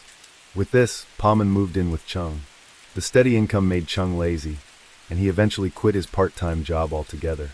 Despite the difficulties, Paman refused to give up her education. She juggled studying and caring for her daughter, successfully completing her pre-university program and achieving good results in her college entrance exams. However, after much thought, she decided to give up the opportunity to attend college and stayed at Chung's home to take care of her daughter, becoming a housewife. Of course, she kept this decision from her family and lied that she had been accepted into college and still needed to rent a place. Her family didn't question her and continued sending her monthly allowance. By 1996 and 1997, Paman had given birth to 2 more children. However, with their meager income, she couldn't afford to raise them. As a result, she abandoned both children, one at a nearby subway station and the other at the entrance of a hospital in the New Territories. Despite sacrificing so much for Chung, Paman didn't find the happiness she had hoped for. Not only did she live in poverty, but she also had to endure Chung's volatile temper. He frequently beat her, leaving her body covered in bruises. Over time, her love for him turned into deep resentment. She often thought that if not for Chung, she could have gone to college, possibly become a star, and pursued her dreams. These thoughts gradually led her to consider leaving Chung. In January 1998, while shopping at a market, she met Quan Hua, a painter. His gentle nature was a stark contrast to her abusive boyfriend, and for the first time, she felt cared for and loved. She quickly fell for him. Hiding the fact that she had a boyfriend and children, she began a relationship with Quan Hua. He treated her exceptionally well, making her both happy and anxious.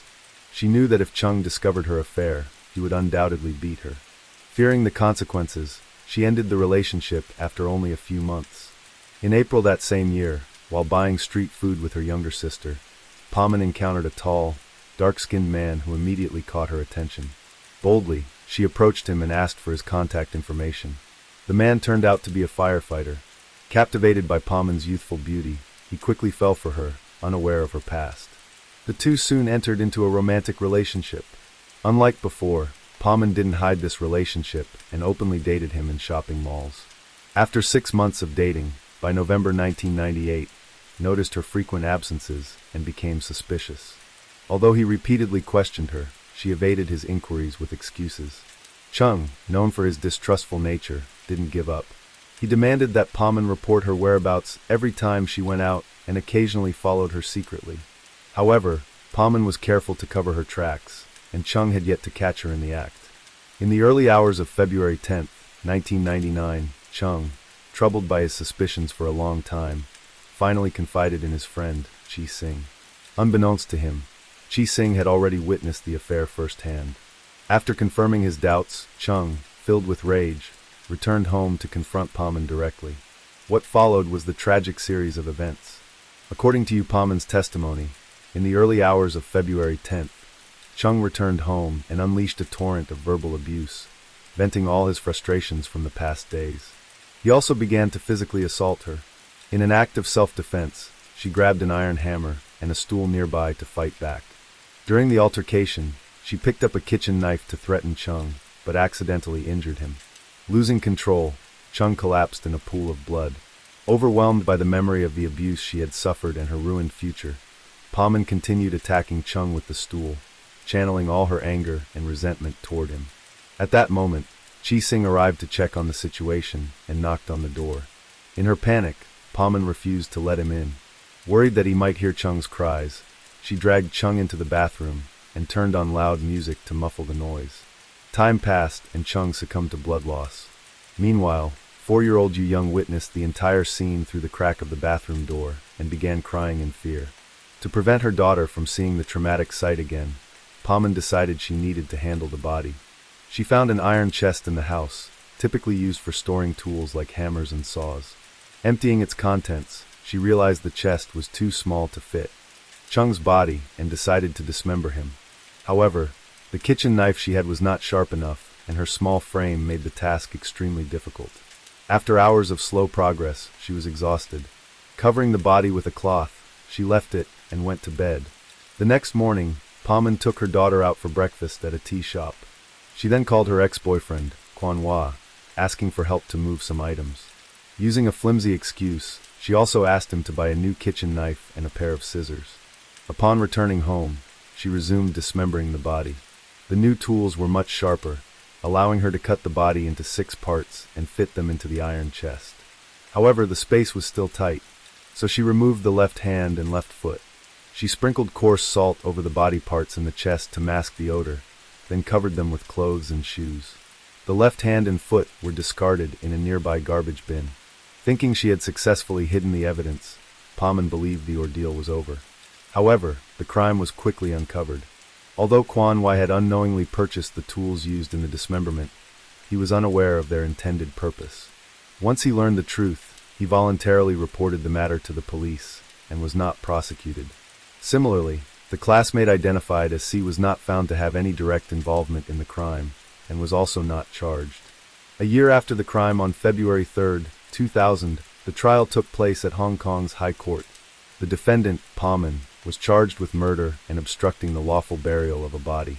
In court, Paman maintained that she had killed Chung unintentionally in self-defense, and had dismembered his body out of fear, not as part of a premeditated murder. The jury, consisting of 5 women and 2 men, deliberated for 7 hours before reaching a unanimous verdict. The court found Paman not guilty of murder, but guilty of manslaughter. She was sentenced to 9 years in prison for manslaughter and 3 years for obstructing the lawful burial of a body, with the sentences combined for a total of 12 years. The crime, occurring on Valentine's Day and involving a salted corpse, was gruesome and bizarre, captivating the media and sparking widespread discussion and speculation. Some believed that Paman couldn't have dismembered the body alone. Her small stature made it seem implausible that she could have overpowered and dragged Chung, a large man, without assistance. Many suspected that she might have helped her. However, Paman denied she's direct involvement in the crime. Whether the latter and 2 buckets transported by Paman and she were connected to the crime remains unclear, as public information did not disclose further details. Still, she's presence at the crime scene raised suspicions among the public. Some people also found she's actions suspicious. On the day of the crime, he clearly heard Cheng's voice, but chose not to call the police.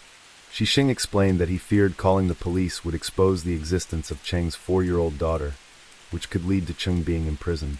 While his explanation might be understandable to a certain extent, it appeared weak when weighed against moral standards. Additionally, some speculated that such a loud argument late at night would have likely disturbed the neighbors, yet no neighbors reported hearing anything that day. This led to suspicions that the apartment might not have been the initial crime scene. Of course, all of this remains conjecture with no concrete evidence. Yupa Man was released from prison in 2009. She changed her name and disappeared from public view. However, the story did not end there. Her daughter, Yu Young, after losing her father and with her mother imprisoned, was placed in an orphanage and later adopted by a family. Unfortunately, she didn't feel warmth or connection in her new home. The horrifying memories of her parents' violent conflict on the day of the crime haunted her for years. She became withdrawn, introverted, and avoided interacting with others. Despite inheriting Paman's intelligence and initially excelling in school, Yu Young's attitude changed drastically. When she entered adolescence at 15, she lost interest in studying, dropped out of school, and left her adoptive parents' home. She fell in with a bad crowd, became addicted to drugs, and became involved in drug trafficking. At 19, she was arrested by the police. In court, Yu Young admitted that her family circumstances were no excuse for her crimes. She stated, "Thank you for arresting me, so I can stop dealing these things." Her adoptive mother, who was present in court, declared, "Regardless of what people think, I will continue to take care of Yu Young." Despite her intentions, Yu Young followed in her mother's footsteps and was sentenced to 5 years and 8 months in prison at the age of 19. Yu Young's story also stirred public discussion. A filmmaker adapted the more than 25-year-long tale of the mother and daughter into a movie, Elise's Day, in 2021. The film revisited the old case, prompting society to reflect on the challenges faced by young people. The love and life of Paman, from an innocent young girl to a prisoner behind bars, was a heavy and arduous journey. This story serves as a poignant reminder of how one decision can alter the course of an entire life. The intertwined stories of Paman and Yu Young leave behind lingering questions. Their tragic fates form a sorrowful cycle, evoking both pity and reflection. Was it their circumstances that drove them, or were their fates the inevitable consequence of poor choices? Yu Paman, a young woman with a promising future, ultimately buried her happiness with impulsive and immature decisions. Hurt and cornered, she chose vengeance instead of seeking help.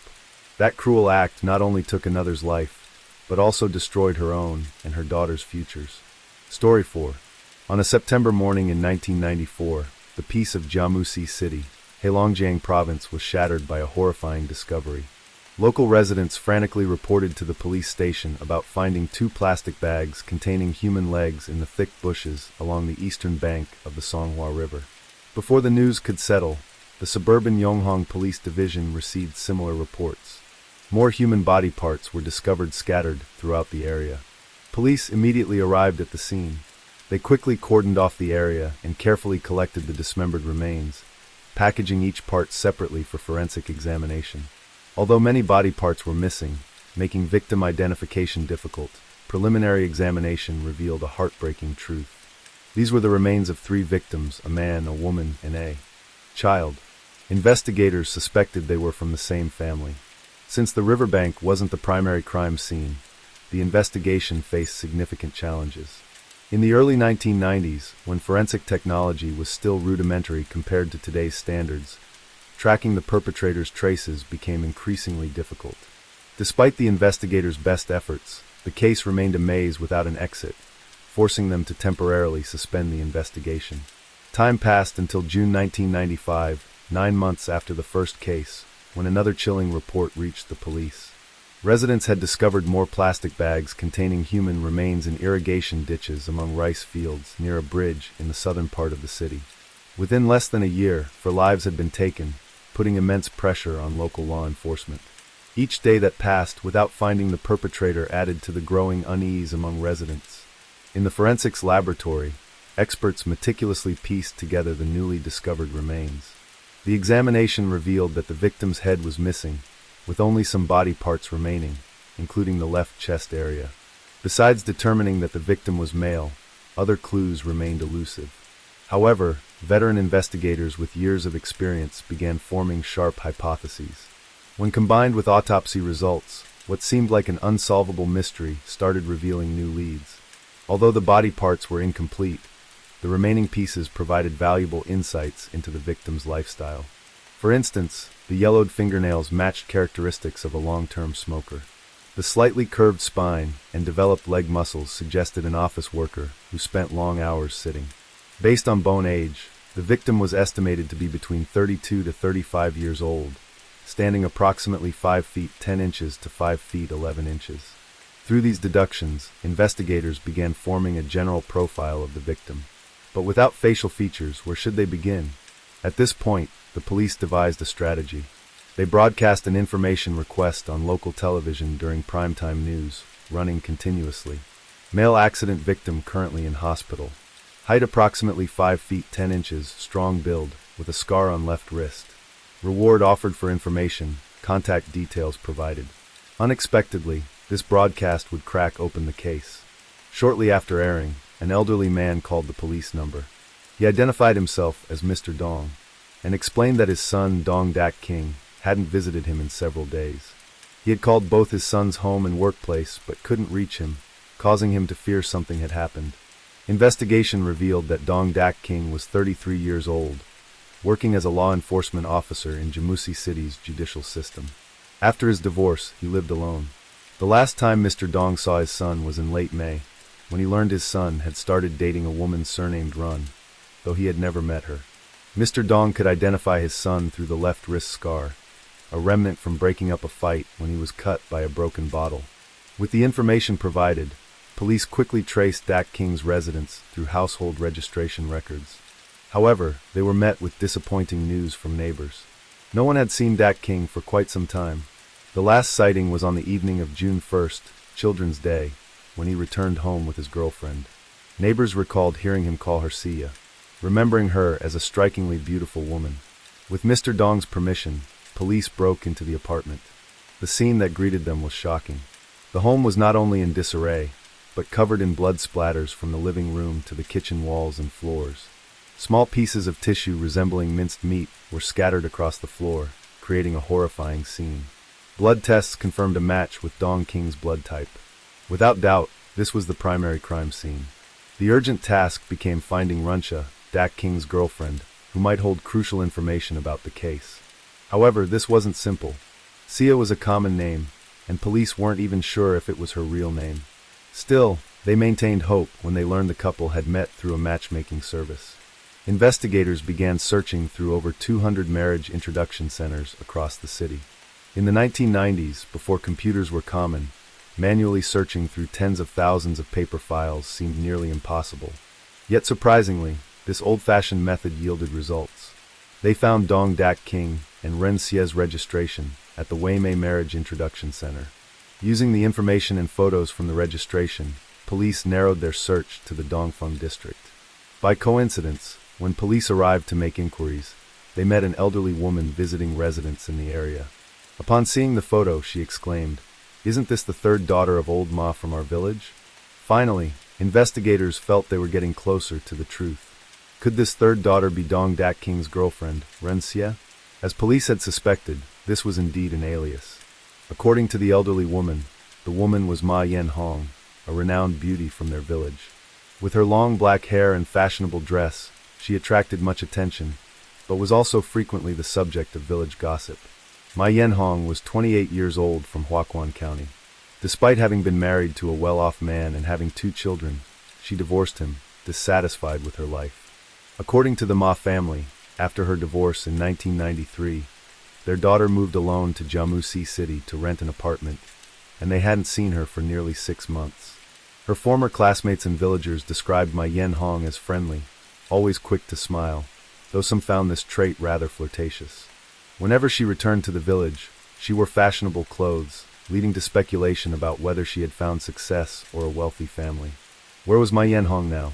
Police concentrated their efforts in Jammu City after learning from Mr. Dong about his son's missing savings book containing 20,000 yuan, approximately $2,500 at the time. Suspecting Ma Yen Hong had stolen it and would try to withdraw the money, police surveilled the entire banking system, placing plainclothes officers at various branches. After more than 2 weeks of patient surveillance, they finally caught Ma Yen Hong one afternoon as she attempted to withdraw money just before the bank closed. Faced with irrefutable evidence and intense questioning in the interrogation room, she was forced to admit to dismembering Dong Daking's body after he died from alcohol poisoning.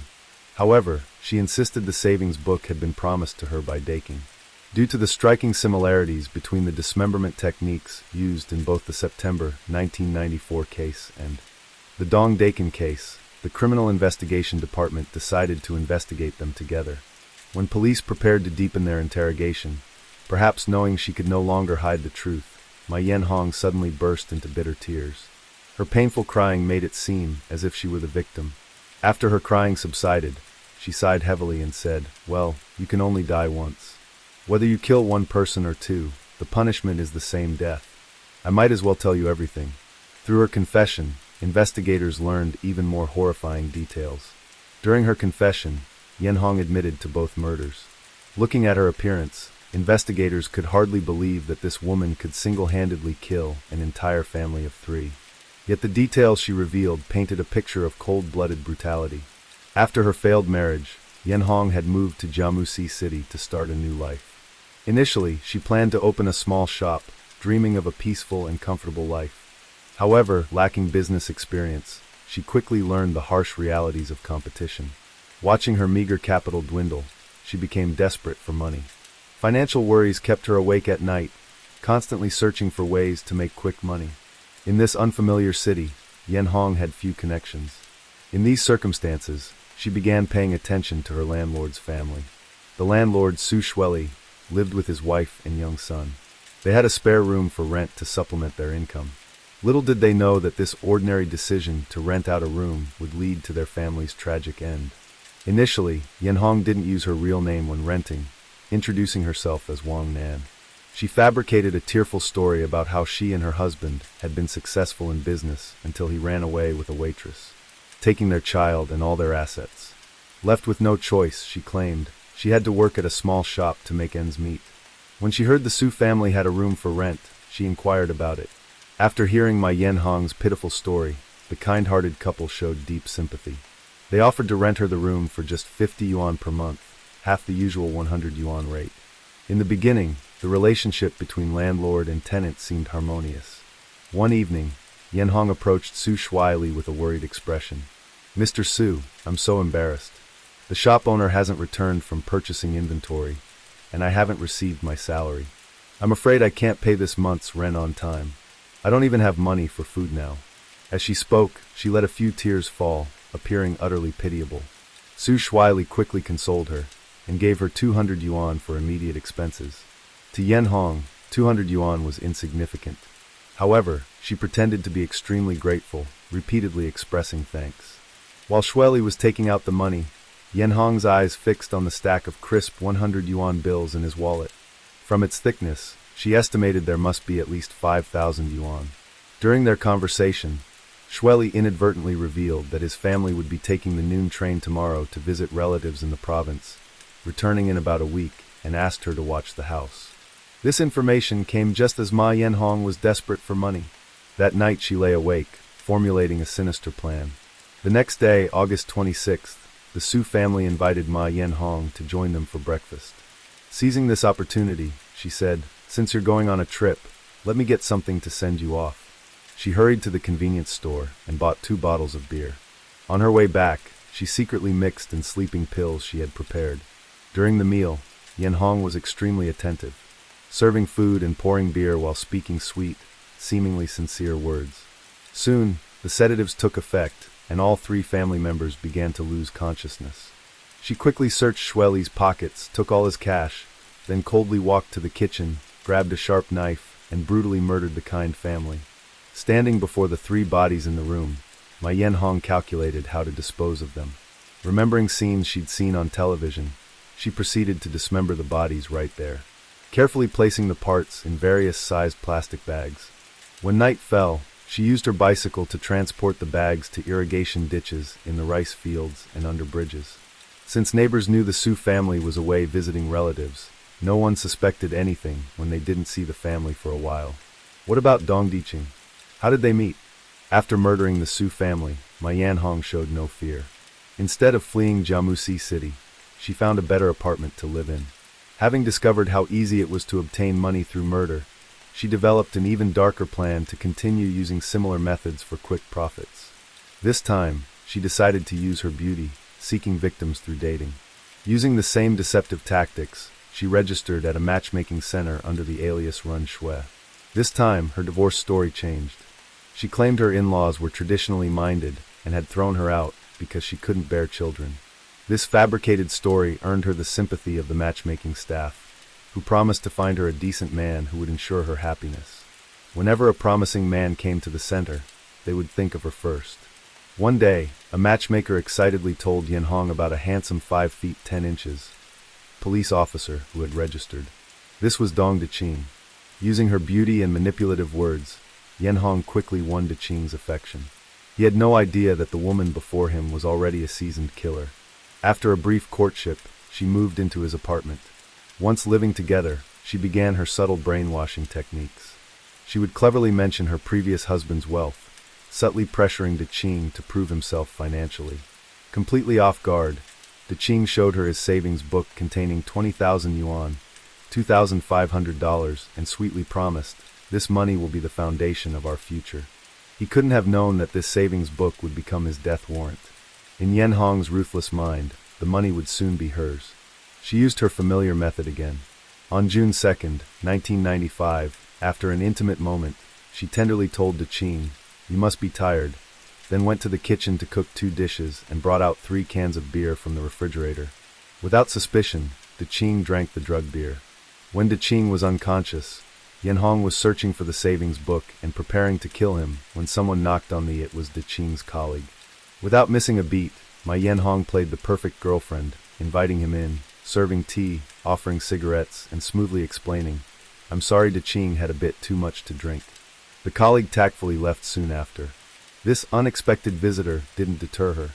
Once the apartment was quiet again, she picked up the knife, and this time, with experience from her previous murder, her movements were even more practiced. She dismembered the body so quietly that neighbors had no idea of the horror occurring next door. In a later interview with reporters, Yen Hong admitted she had hesitated before killing Deqing. She acknowledged he was an ideal marriage candidate, handsome with a stable job. But the fact that he was a police officer sealed his fate. She realized her previous crimes would eventually be discovered if she lived with a law enforcement officer. Thus, she had already suppressed any feelings that might have developed. Based on Yen Hong's confession, police found and excavated the victims' heads from various locations in the city. The Jiamusi City Intermediate People's Procuratorate immediately filed for prosecution, demanding severe punishment for Yen Hong. This matched both public sentiment and leadership directives for swift, appropriate justice. At this point, with witnesses and evidence complete, the case should have ended with a death sentence.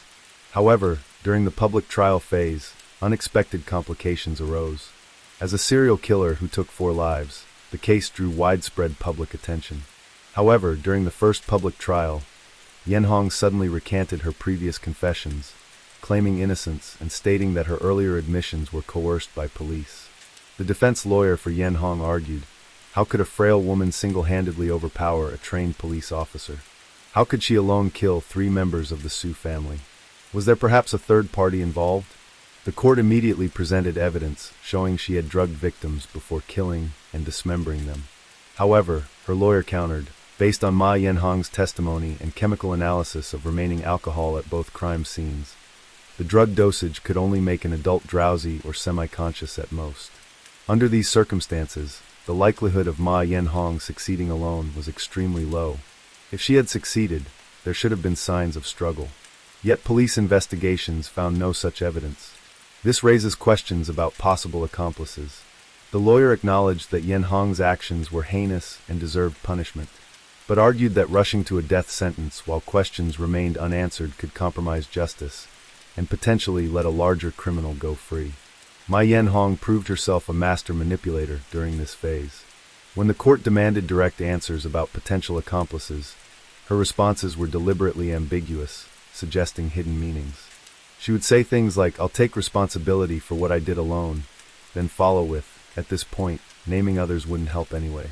The judges, prosecutors, and audience clearly understood these were evasive tactics. Denying accomplices would hurt her case, but claiming them without providing names or evidence wouldn't help either. because these third parties were purely fictional. Nevertheless, the court had to adjourn, allowing the prosecution to gather more evidence of her solo actions, while letting the defendant attempt to prove her claims about other participants. In the second trial, there was a sudden twist when Yen Hong unexpectedly named her alleged accomplice, a man surnamed Wang, who had supposedly been working behind the scenes. Wang was reportedly wanted for a murder in Huanan County. However, Ma Yen Hong had been in custody when that case occurred. Still, she provided vivid, detailed stories about how they met, planned the murders, and divided the money, though none of it could be verified. According to legal procedures at the time, cases couldn't be concluded while key persons of interest remained at large. This earned Yen Hong another temporary reprieve. Finally, in 1998, the Jiamusi City Intermediate People's Court held the third trial. The prosecutor's office had thoroughly investigated and proven that Ma Yen Hong's claims about knowing Wang were fabricated. She couldn't provide clear physical descriptions of Wang. He wasn't in Jiamusi when she committed the murders, and no third party could confirm any of her claims about their alleged meetings and interactions. Based on this evidence, the court dismissed these diversionary claims and finally sentenced her to death. In 1998, Ma Yen Hong, who had killed 4 people, was executed.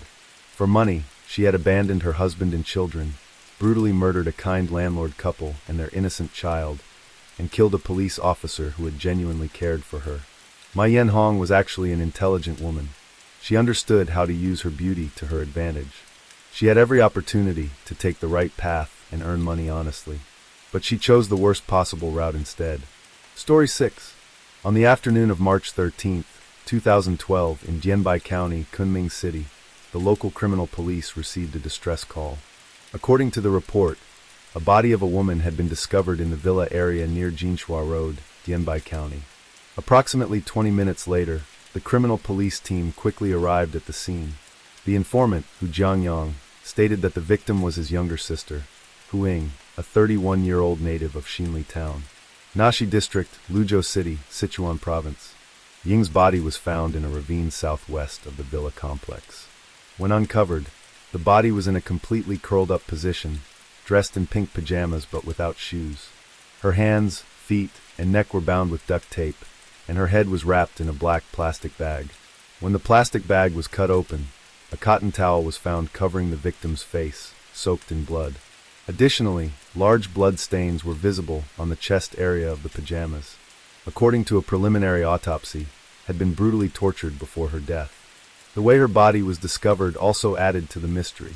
According to her brother Jiang Yang, on the morning of March 10, 2012, 3 days before the body was found, their mother received a phone call from Ying's boyfriend, Chen Hui. In the call, Chen appeared very worried, reporting that Ying had left home on the afternoon of March 9th and hadn't returned all day. During this time, Ying's phone was unreachable and text messages went unanswered. On the night of March 9th, Chen had even gone out searching for her, but was unable to find any clues. After receiving Chen's call, Jiang Yang, along with several family members and friends, traveled from their hometown in Luzhou to Kunming City that very night. They first went to the local police station to report the disappearance, and then searched places Ying often visited for clues. By March 13th, 3 days later, Jiang Yang and 2 friends went to a villa complex on the outskirts of Kunming, known as Red Manor, where Chen had purchased a villa. They wanted to check if anything unusual could be found there. Approximately 328 yards from Chen Hui's villa, in a sparsely vegetated ravine, they noticed freshly dug earth. At this point, 4 days had passed since Hu Ying's disappearance, leading Jiang Yang and his companions to suspect something dire. They decided to use tools to dig up the area to investigate. After barely breaking through the surface, they uncovered a black plastic bag. At this point, Jiang Yang's companions reminded him that digging further might compromise the crime scene. Consequently, Jiang Yang immediately called the police. Later that afternoon, forensic experts completed an autopsy report. Through examination, it was determined that Ying had sustained multiple fractures and hemorrhages to her head and chest, caused by blunt force trauma. Notably, her cheekbones and the left side of her skull were shattered and collapsed inward, causing severe brain damage that led to her death. The forensic team estimated the time of death to be about 5 days before the examination, which matched the time of her disappearance. Based on the partially digested food found in her stomach and small intestine, they concluded that Ng had died approximately 6 hours after her last meal. To quickly identify the perpetrator, the Jembe County Police focused on investigating Ying's social relationships. The first person they questioned was her live-in boyfriend, Chun. Through investigation, police discovered that Chun, 46 years old, was not an ordinary citizen. He was the deputy director of the Yunnan Bureau of Aviation Administration, the head of the Comprehensive Planning Department, and an expert in water conservancy construction in Yunnan Province. He held the title of a senior-level engineer. Years ago, Chun had divorced his ex-wife, and his only daughter lived with him. In September 2009, through work connections, Chun met at a hotel in Kunming. At the time, Ng was also divorced and living with her 3-year-old son. Despite a 15-year age gap, their similar circumstances helped them quickly develop a romantic relationship, and they eventually moved in together. About 6 months later, Ng quit her job at the hotel due to the demanding nature of the work and low income. She opened a clothing store, but had to close it shortly after due to business failure. Before the incident, was unemployed. According to Chun, his girlfriend had few social connections and rarely went out, as she was busy taking care of her son. However, at around 3 p.m. on March 9, 2012, Chun received a text message from Ying's phone saying that she had reconnected with an old friend and planned to have dinner with them. She asked Chun to pick up her son from school because she would be home late. By 10 p.m. Ng had still not returned home, and her phone was turned off. Chun stated that he spent the entire night searching for her, but found no leads. By the following morning, Chun began to realize that something might have happened to Ng. However, he never imagined that her body would later be found near his villa. In the preliminary investigation, the police identified the Red Manor Villa complex, where Chun lived, as a key area of interest. Built in the 1990s, the Red Manor Villa complex had been completed for decades. However, because it was located on the outskirts of Kunming City, it had a low occupancy rate. The area within the complex was overgrown with grass, sparsely inhabited, and had an eerie, desolate atmosphere. Chen's garden-style villa was situated in the northwest corner of Red Manor, a very secluded spot. According to Chun, he and Ng rarely stayed there, only visiting occasionally during holidays for relaxation and leisure. When asked why Ying's body was found near his villa, claimed he had no idea. He speculated that Ng might have brought a friend to the villa, encountered trouble there, and ended up being buried nearby. If this were the case, who was the old friend who Ng mentioned on the day of the incident? Identifying this individual became a focal point of the police investigation. However, Ng did not provide any specific details about this friend to Chun. While Chun Hui was still perplexed on March 20, 2012, 7 days after the discovery of Ying's body, the Jembe County Police issued an arrest warrant for Chun and accused him of involvement in the crime, as Ying's live-in boyfriend was deemed the primary suspect. During interrogation, despite repeated police requests for cooperation and confession, Chun firmly denied killing Ng. On April 26, 2012, Chun was formally arrested and transferred to a detention center in Yunnan Province. Over the next 6 months, police interrogated Chun 14 times and documented his statements, but he consistently denied all charges. Nevertheless, his denials did not secure his release. In November 2014, the Kunming Municipal People's Procuratorate officially charged Chun with intentional homicide. Investigators claimed they had gathered substantial evidence linking him to the crime. The first piece of evidence pertained to the timeline of the crime.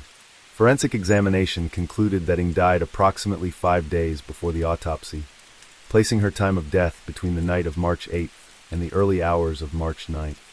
Furthermore, the food remnants in her stomach indicated she died approximately 6 hours after her last meal. According to Chen's testimony, during this time, he and Ng were at their old apartment on Dong Panjang Road, Kunming. However, the discovery of Ying's body in pink pajamas, attire suggesting she was at home or resting, contradicted this claim. This implied that Chun Hui, who lived with Ng on the night of the incident, had both the time and opportunity to commit the crime. He could have acted while the child was asleep or absent from the scene.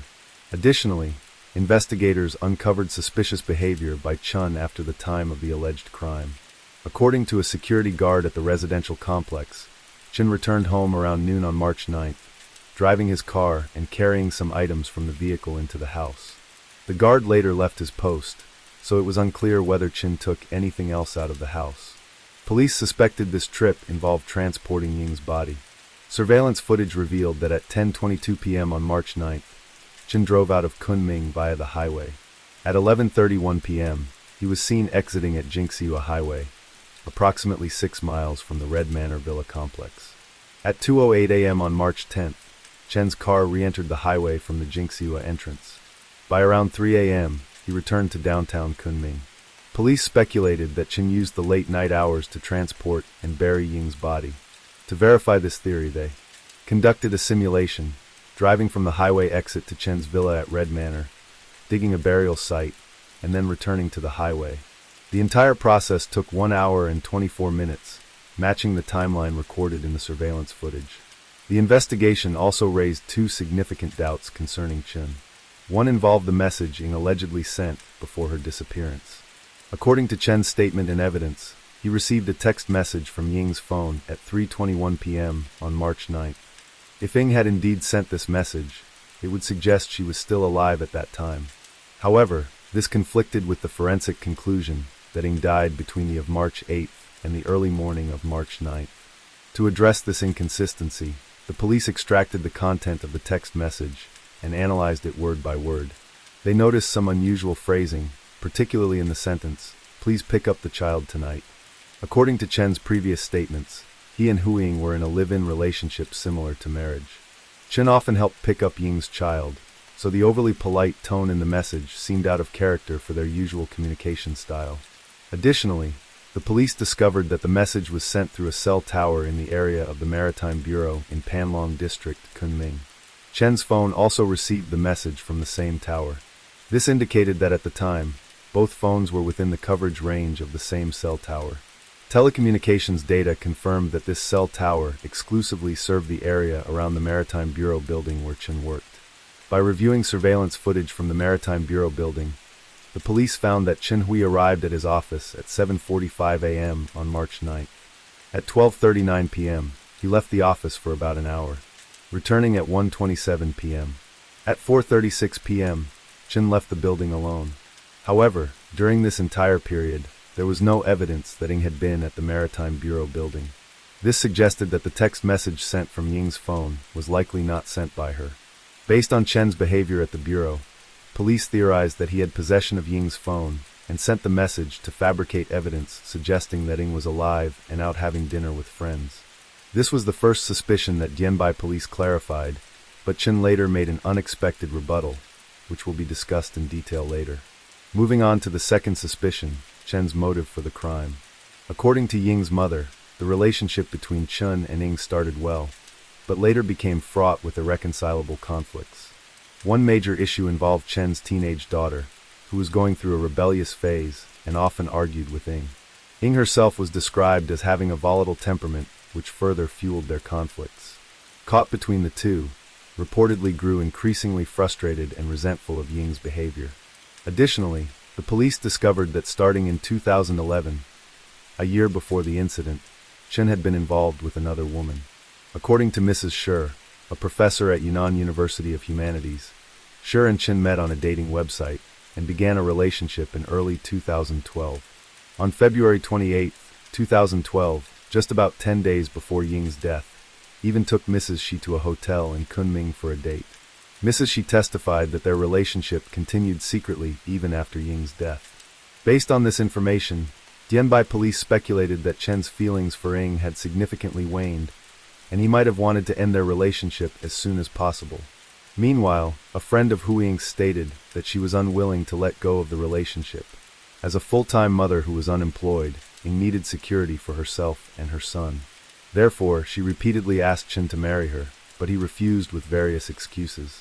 By March 2012, Ying had issued an ultimatum, demanding that Chen register their marriage by March 12th additionally.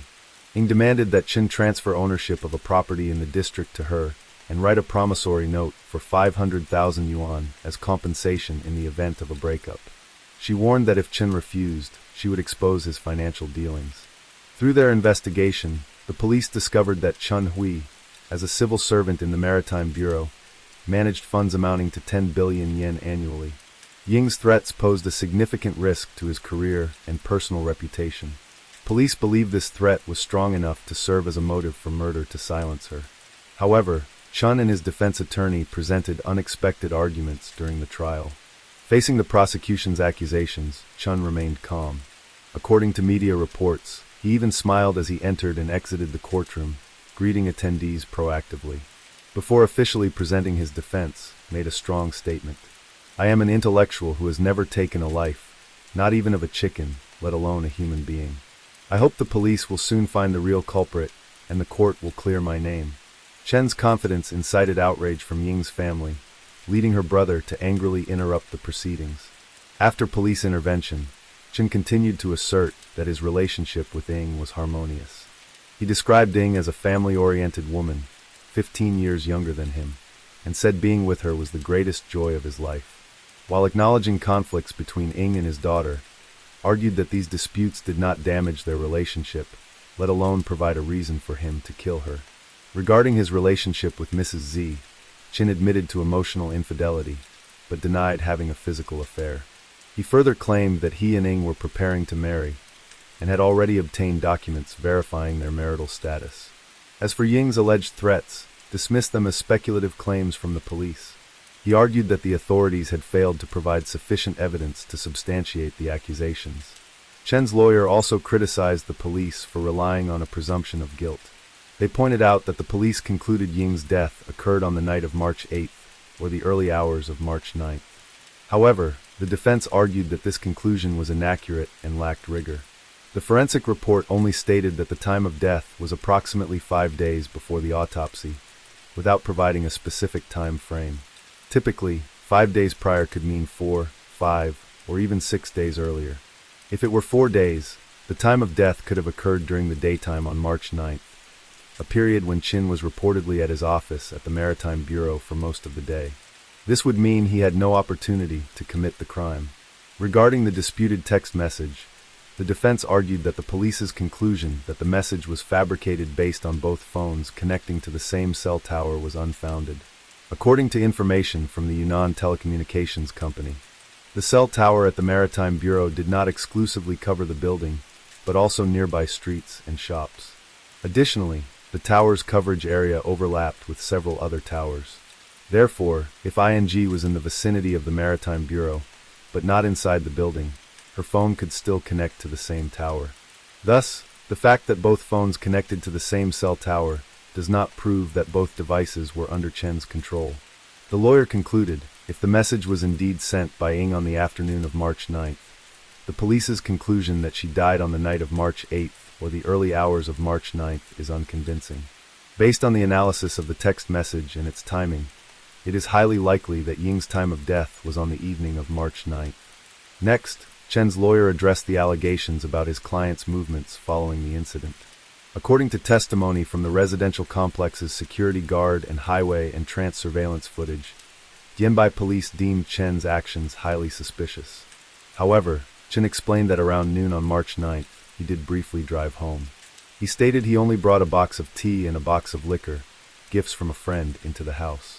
He denied the police's accusation that he transported Ying's body, emphasized that his car was always within and that the residential complex was busy at that time, with many people passing through. He argued that transporting a body in such conditions would have been nearly impossible. The defense lawyer added that the police had no eyewitness testimony or surveillance footage to prove Chen transported a body. Therefore, Chen's brief return home on March 9th could not be considered critical evidence. Additionally, Chen admitted that he left Kunming on the night of March 9th, but he denied that it was related to disposing of a body. He claimed his purpose for leaving the city was to search for ING. Chin stated that he brought a flashlight with him and went to the Red Manor area to check the villa and its surroundings. During his search, he walked a long distance and rested in the villa for about 15 minutes, resulting in a total trip time of approximately 1.5 hours. At this point, the lawyer highlighted two major flaws in the police's allegations. Logical flaw. The time Chin was away, about 1.5 hours, was insufficient to carefully bury a body. Evidence. Flaw. Police searched Chen's car in the Red Manor villa, but found no traces connected to transporting or burying a body, such as blood, movement marks, or digging tools. The lawyer also questioned why the police focused solely on Chen and did not expand their investigation. At this point, 3 additional questions were raised. Crime scene. According to the forensic report, Ying's body had multiple injuries, indicating she resisted before her death. However, on the night of March 8th, Chen's daughter was in the adjacent room, and neighbors reported hearing no unusual noises. Police also found no evidence of a crime at Chen's home. Murder weapon.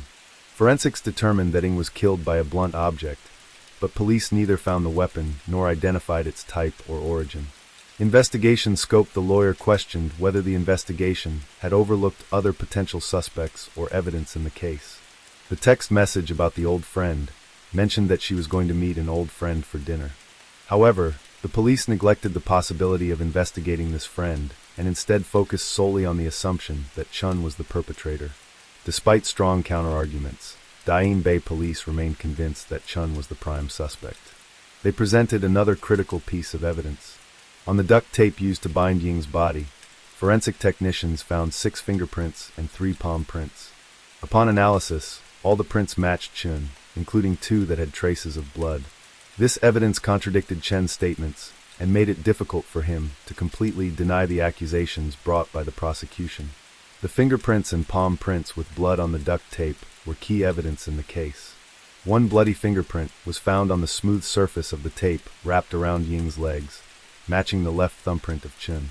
The bloody palm print was also identified as belonging to Chen's left hand and was located on the adhesive side of the tape wrapped around Ying's legs.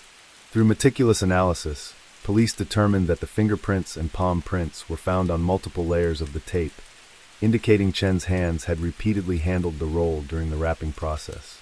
This strongly suggested that Chun was involved in binding the body.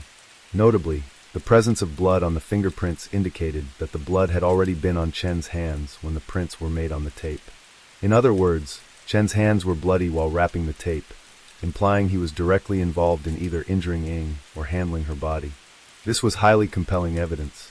At this point, it seemed the case had been definitively solved.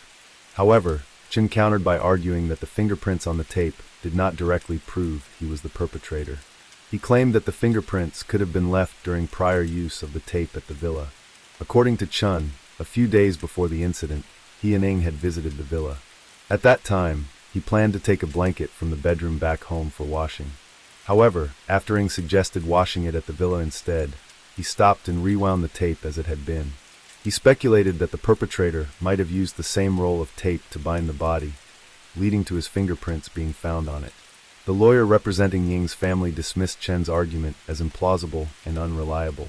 They pointed out that the likelihood of the perpetrator coincidentally using a roll of tape previously handled by Chun was extremely low. The police also retrieved a roll of duct tape from Chen's villa, but this tape measured 1.73 inches in width, whereas the tape used to bind Ying's body was 2.05 inches wide. This disproved the theory that the tape used in the crime came from Chen's villa. Chen's defense lawyer raised another question. If Chun had indeed handled the body without gloves, why were his fingerprints only found on the tape and not elsewhere on the body?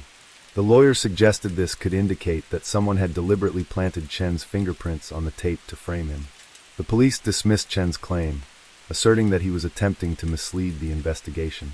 Ying's family also insisted that she had no conflicts with anyone else, and that no other suspects had been identified.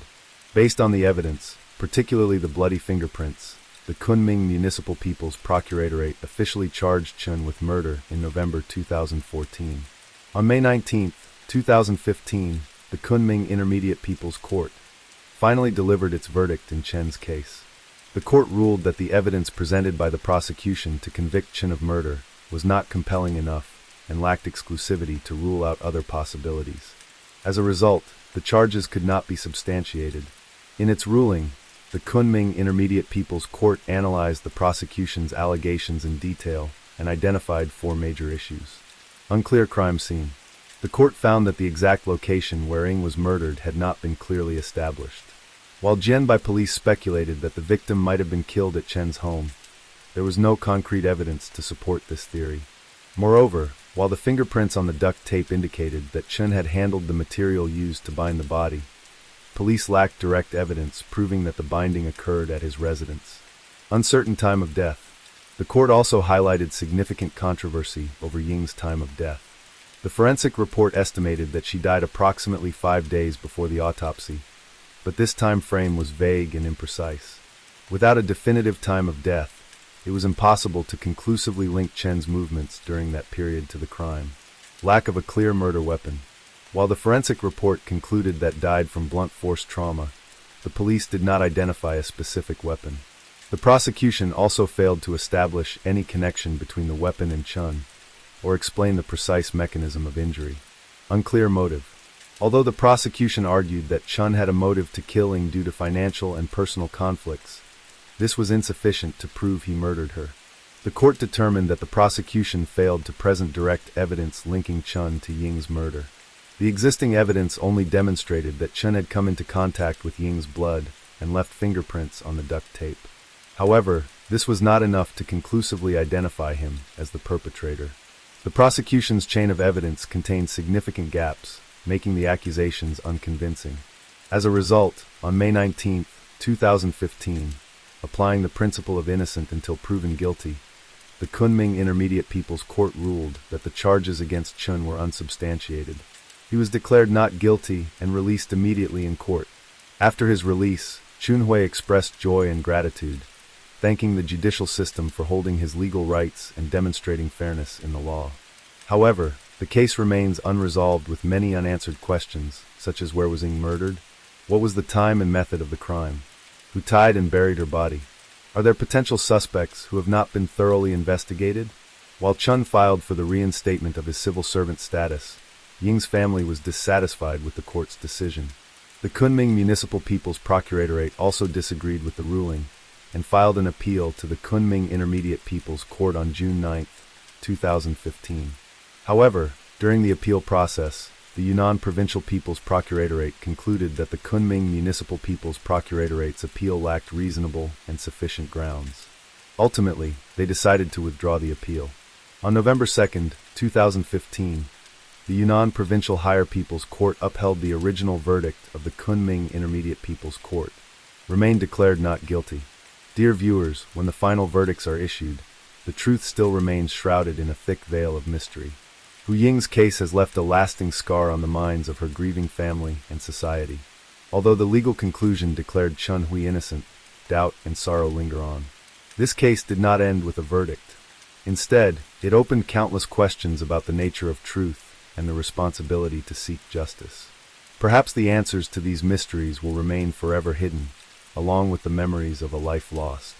Yet, the perpetrator of this crime will undoubtedly bear the weight of their conscience.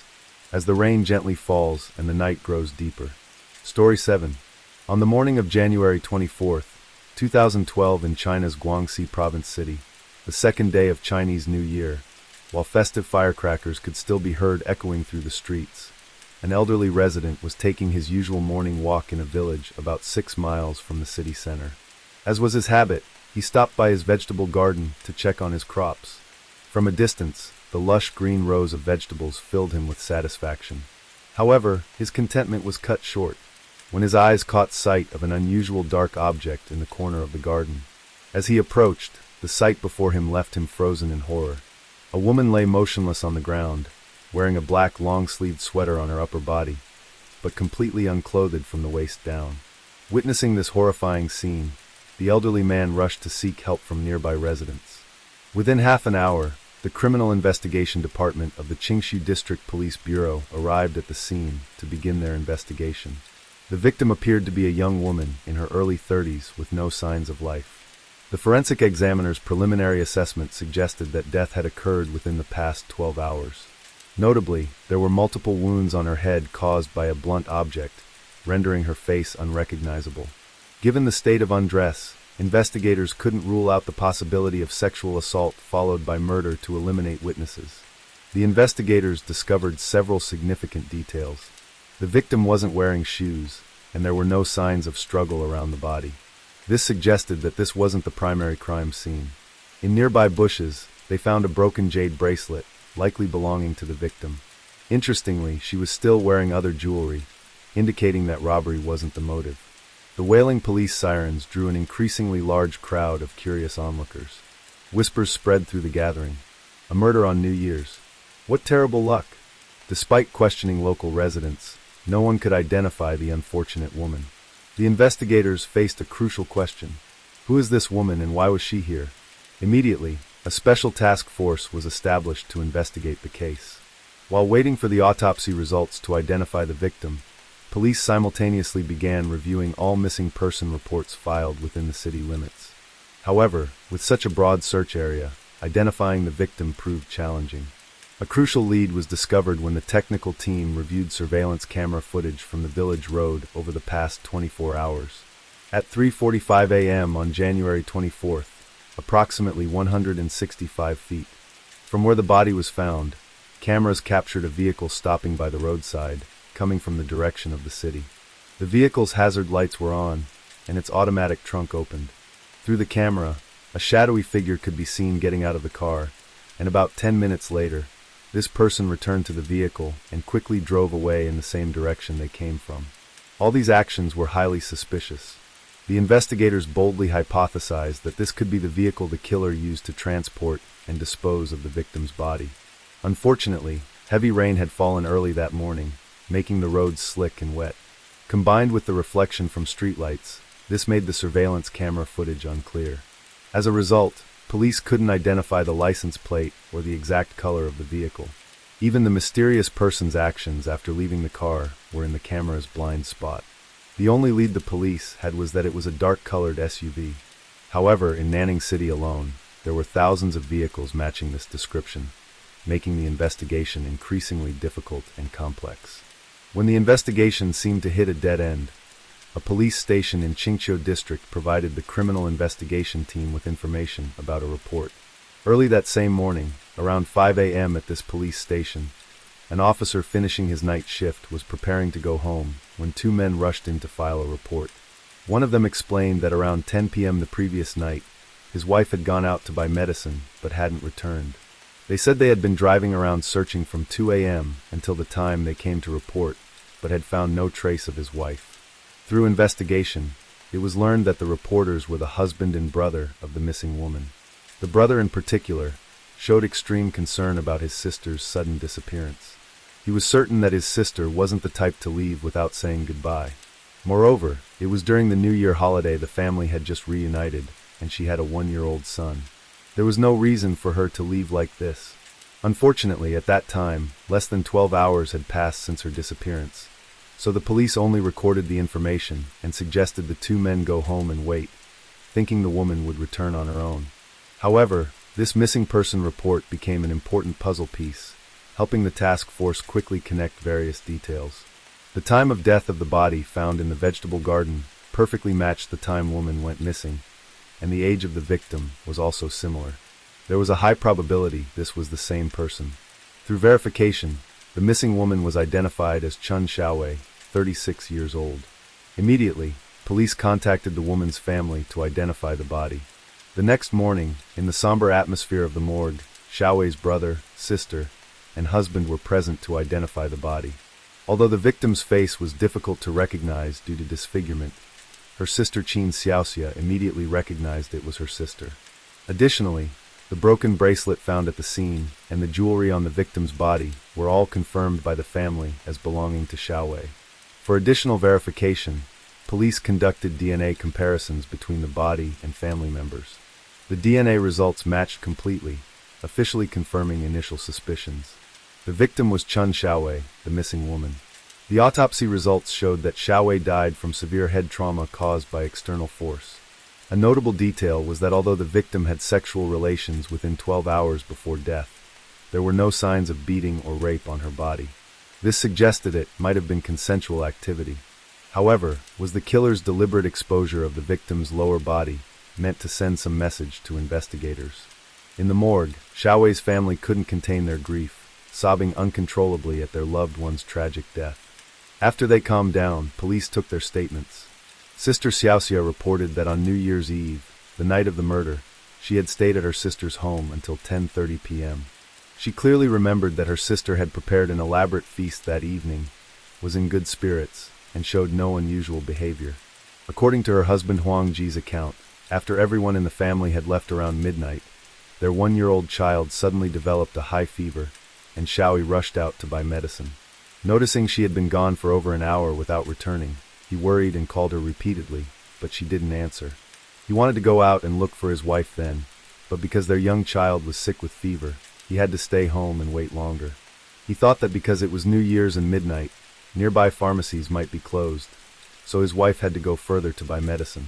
However, after another half hour when his wife still hadn't returned, with no other choice, at around 2 a.m., he drove to take their feverish child to Xiaowei's cousin's house, then drove alone, searching everywhere. After searching until 5 a.m. without finding any trace of his wife, he had to call his brother-in-law to go with him to the police station to file a report. A woman going out alone late at night was indeed very dangerous. However, what puzzled the police was that in the current situation, this didn't appear to be a robbery-murder. Nor did it look like rape, so what was the killer's motive? Based on the leads Huang Ji provided, police checked pharmacies within a 3-mile radius of Xiaoyi's home. Although it was during the New Year holiday, several 24-hour pharmacies were open, but no staff member remembered Xiaoyi. This was strange. What had happened to her before she reached a pharmacy? Next, police wanted to determine the exact time Xiaoyi left home, hoping to find clues from street cameras. Since the apartment complex where Xiaoyi lived had only one pedestrian entrance arc exit, police checked surveillance footage from 10 p.m. on January 23rd to 2 a.m. the next morning. Just as Xiaoxia had said, at 10:28 p.m., she appeared on camera and then left her sister's home. However, after careful review, police saw no footage of Xiaoyi going out to buy medicine around midnight as claimed. This greatly surprised the police. Had something happened to her before she left the apartment complex? Or was her husband Huang Ji lying? Just as police were beginning to suspect Huang Ji, officers investigating at Xiaoyi's apartment complex brought back encouraging news. A neighbor surnamed Su revealed to police that he and Huang Ji were close friends. Around 1 a.m. on January 24th, when he had just returned home from playing cards, he received a call from Huang Ji asking to borrow his car. Being acquaintances, he didn't ask any questions and simply agreed. Huang Ji quickly returned the car afterward. Besides this, the neighbor claimed he noticed nothing else unusual. However, with their professional instincts, police immediately realized that neighbor Su's car was a black SUV, very similar in appearance to the vehicle seen at the crime scene. They immediately reviewed surveillance footage again and discovered an important detail. At 1:20 a.m., this car returned to the apartment complex, then left again at 2:55 a.m. The driver was very likely Huang Ji, who had borrowed the neighbor's car. These clues made Huang Ji the prime suspect. Police immediately went to his apartment complex, contacted neighbor Su to inspect the car. When they opened the trunk, they found it unusually clean, as if it had been thoroughly wiped down. Therefore, police used technical forensic methods to conduct a careful inspection. Finally, their efforts were rewarded. There were 2 to 3 blood stains remaining in the car. Although these blood stains were very small in area, technical experts were still able to collect samples for testing. 1 day later, DNA test results showed these blood stains belonged to the victim Xiao Wei.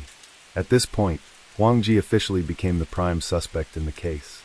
Without delay, police brought him in the black SUV to the station for investigation. Faced with police questioning, Huang Ji stuck to his previous explanation.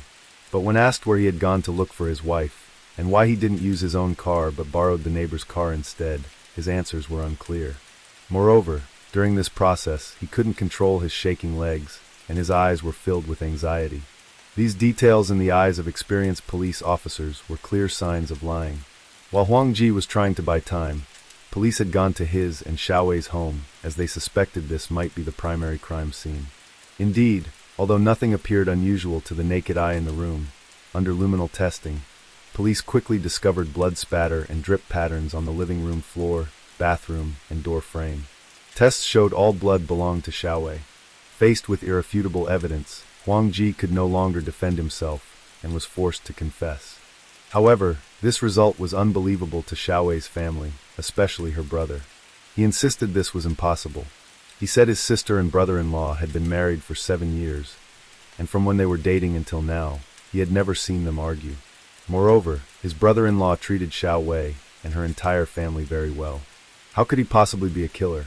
Even neighbor Su, who lent the car, was extremely shocked because this couple was known as a model family in the entire apartment complex. Whenever people saw them outside, they were always smiling happily. So it was strange. How could Huang Ji, a person who left such good impressions on both relatives and those around him, commit murder? What made him act so cruelly toward his wife on New Year's Day? In the interrogation room, Huang Ji confessed to his entire crime process. On New Year's Eve, after her sister left, Xiaowei began cleaning the house and then put their child to sleep. During all this time, Huang Ji just sat on the sofa looking at his phone, not moving at all. Close to midnight, he thought his wife had gone to sleep, so continued sitting in the living room looking at his phone.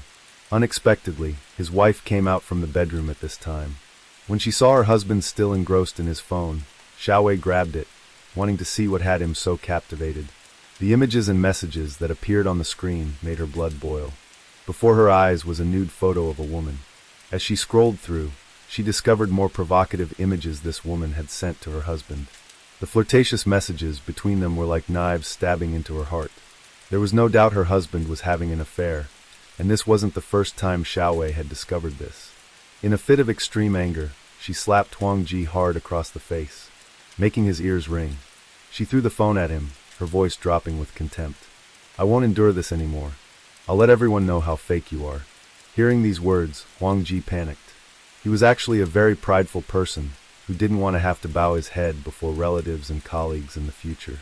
When Xiaowei turned to go back to the bedroom, Huang Ji pulled her back, not letting her leave. Xiaowei took off her slipper and beat him repeatedly, as if venting years of pent-up resentment.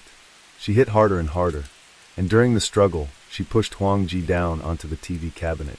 At this moment, there happened to be a hammer nearby, and he reflexively grabbed it and struck Xiaowei's head. She collapsed immediately. Looking at the dark red pool of blood on the floor, Huang Ji stood frozen, not knowing what to do. At this moment, crying sounds from their child in the bedroom snapped him back to reality. He quickly ran in to comfort the child. After the child fell back asleep, Huang Ji went back out to find his wife still lying motionless on the floor. He bent down and moved his hand near her nose, only to discover she was no longer breathing. At this point, he realized things could not be undone. His mind raced with thoughts about his wife being gone, that he might be arrested, and then who would take care of their son. He started taking deep breaths repeatedly to calm himself down. Finally, he chose the most irrational path, to dispose of his wife's body by dumping it as far away as possible. Not only that, but he wanted to erase all traces connecting to himself, creating a false crime scene to make people think Xiaowei had been brutally murdered by someone else. So he took the hammer from earlier and continued striking Xiaowei's face until it was unrecognizable. Then he began a series of actions, cleaning up the messy crime scene, wiping away all blood stains, changing his wife into clothes she usually wore when going out. Extreme anxiety and fear made him drip with sweat. Looking at the clock, it was nearly 2:15 a.m. He wondered how he could transport the body outside. Using his own car would be too easily discovered by others. At this moment, he suddenly remembered his close neighbor Sue, knowing that during the New Year holiday, this person usually played cards until 1 or 2 a.m. before returning home. He immediately called Sue, lying that his car was broken and needed to borrow one. The other party agreed without hesitation. After getting the neighbor's car, Huang Ji began implementing his disposal plan. He was extremely careful when moving the body, trying not to make any noise that might wake the neighbors. It took a great deal of effort to get Xiaowei's body down to the garage and into the trunk of Sue's black SUV. Then he went back upstairs, carried his sleeping child down, and placed him in the back seat. Next, he called Xiaowei's cousin, making up a story that she had gone to buy medicine and hadn't returned, asking to leave the child there so he could go look for her. After dropping off the child, he drove alone toward the city outskirts. At this point, Huang Ji had only one thought. He needed to find somewhere really deserted, as far away as possible. But suddenly his phone rang, startling him as he was focused on driving. It was Xiaowei's brother calling, who after hearing from their cousin was very worried, and said he wanted to join Huang Jie in the search. He told Huang Jie to quickly return to the apartment complex so they could search together, saying if they couldn't find her, they would report it to the police. Hearing the words, "report to the police," Huang Ji immediately stopped the car. He looked at the roadside. It was dark and quite deserted, and at this point, he didn't have time to be more selective.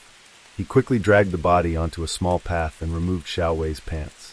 In his mind, he calculated, if police discovered the body, they would think Xiaowei had been raped and murdered. But his supposedly perfect actions to create a false crime scene, to deceive the police, were easily detected and investigated using modern technical methods. In reality, some things can never be hidden, just like a broken love. How tragic for Xiao Wei, who despite enduring so much, could never have imagined her life would end so tragically. Wang Ji had always played the role of a model husband and father in front of all friends and relatives. But someone had actually noticed his true face early on. That person was Xiao Wei's sister, Xiao Xia. After the case occurred, Xiao Xia agreed to be interviewed by the press. She revealed that she was the only one in the family who knew about Huang Ji's affairs. This wasn't because her sister had confided in her. She recounted that during a family gathering in 2008, when borrowing her brother-in-law's phone to make a call, she accidentally discovered romantic messages between him and other women. At that time, Xiaoxia found herself in a dilemma. She didn't want her sister's marriage to fall apart, but she also understood Xiaoyi's personality too well. If she exposed Huang Ji's true face, her sister would certainly feel deeply humiliated. Xiaoyi was inherently a strong woman. She worked hard and had been promoted to a management position in her company. With family, she only shared happy things, never mentioning sad matters. She cared greatly about others. Having a perfect family and successful career was her greatest pride. Wanting to save face for her sister, Xiaoxia had to bury this secret in her heart. In the following years, she often tried to indirectly ask about her sister's marriage. Xiaoyi always insisted everything was fine with no problems. But thinking back now, there seemed to have been several times when her sister wanted to confide something, but then held back. After the tragedy occurred, Xiao was filled with regret. She felt she should have told her sister as soon as she discovered Huangji's first affair, so her sister could have stayed away from that terrible man. Perhaps she wouldn't have lost her life over this. Xiaoyi's brother also expressed his remorse at not realizing how broken his sister's marriage had become. If he had cared for and worried about his sister more, perhaps things would have turned out differently. But all these regrets now came too late. The tragedy had occurred and couldn't be changed. Throughout the interrogation process, Huang Ji consistently maintained that he killed his wife during a struggle, that this was a crime of passion committed in anger. This type of crime differs from premeditated murder. In many countries around the world, when determined to be a crime of passion, it would be considered for a reduced sentence.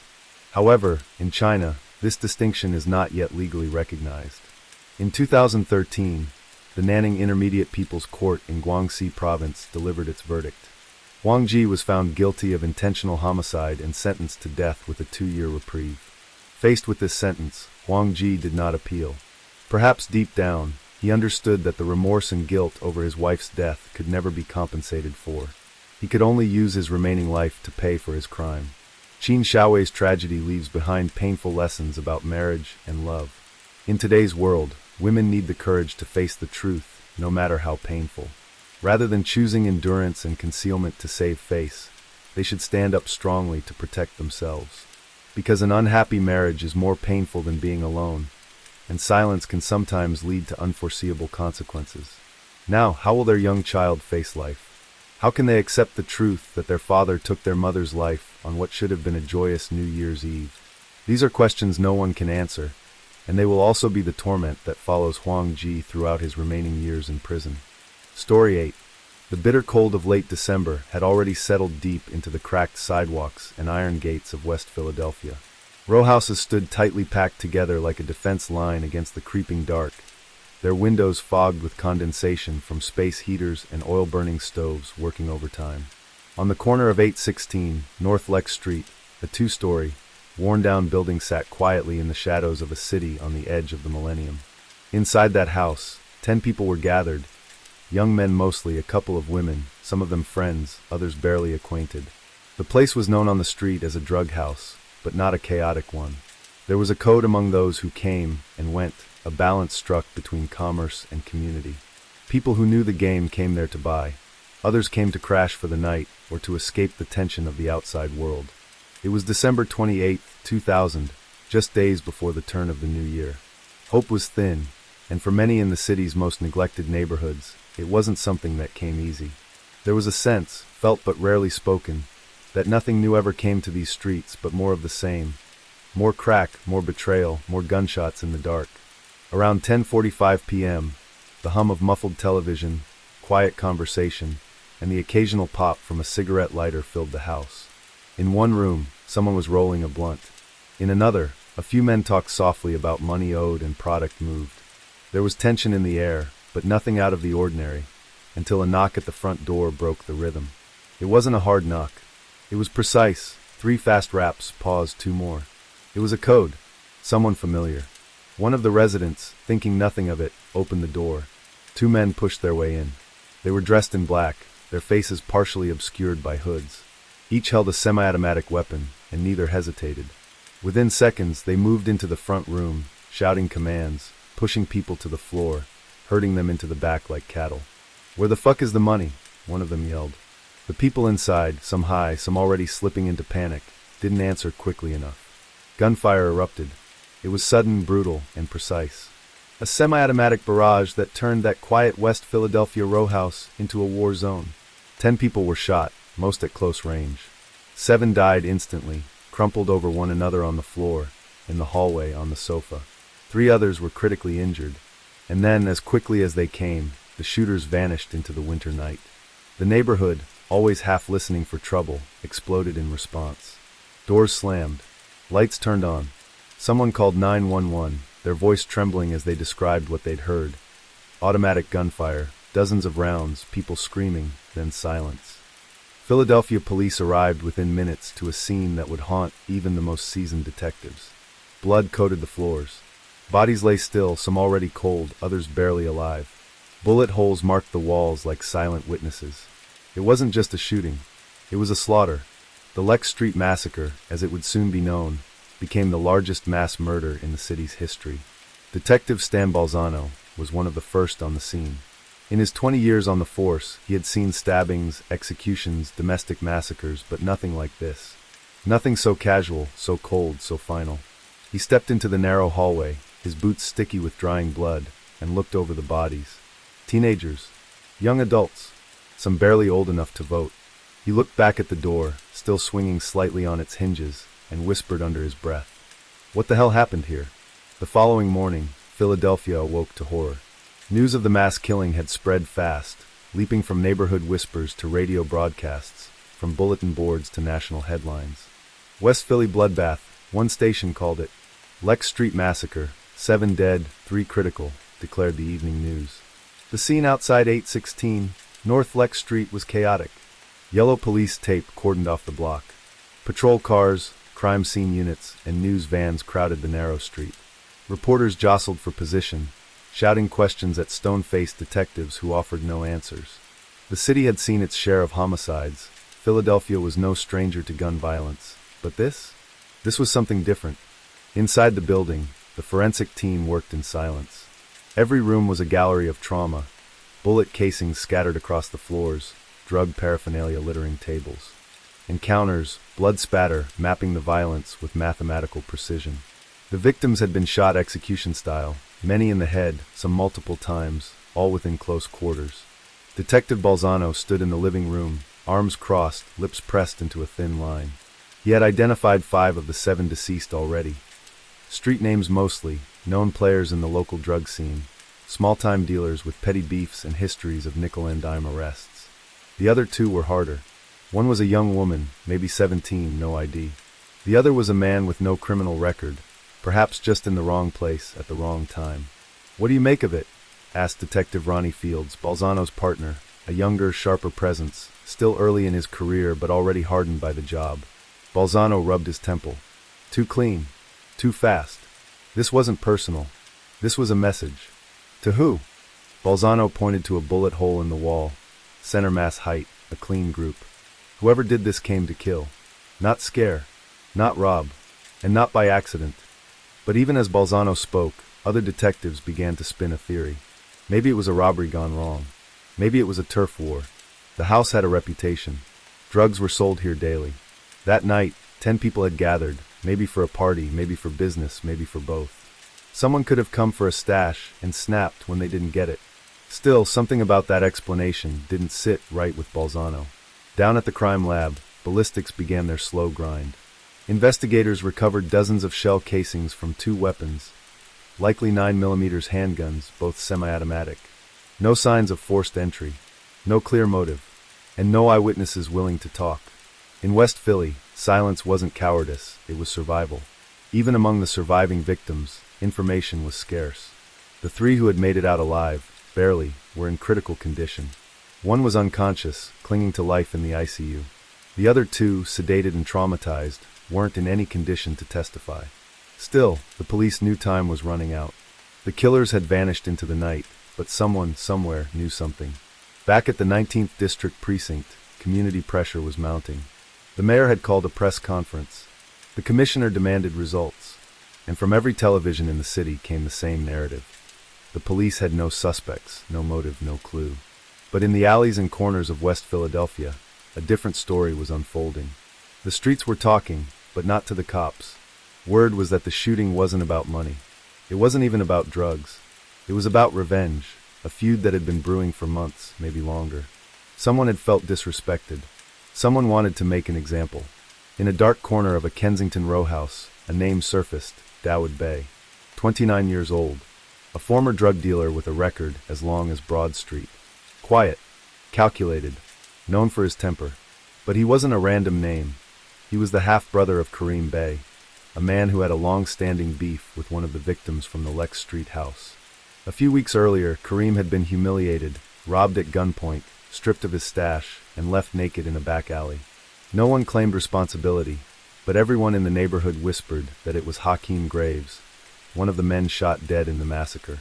And in Philly, especially in 2000, the line between rumor and truth could get someone killed. Balzano, still staring at the crime board, circled Graves' name with a red marker. "Find me anyone who had beef with this kid in the last 6 months," he told Fields. Fields nodded. "You think it was payback?" "I think it was a statement," Balzano replied. "You humiliate someone in this city, you better bury them, or they'll come back with a gun and 2 friends." And so the manhunt began, not for one suspect, but for a trail of revenge soaked in blood. The investigation that followed was one of the most intense in Philadelphia's recent memory. With 7 people dead and the community simmering with fear and distrust, the city's homicide unit moved into overdrive. Detectives Balzano and Fields found themselves working 18-hour shifts, cross-referencing old arrest records, wiretaps, and confidential informant tips. Still, the deeper they dug, the murkier the case became. Witness cooperation remained a brick wall.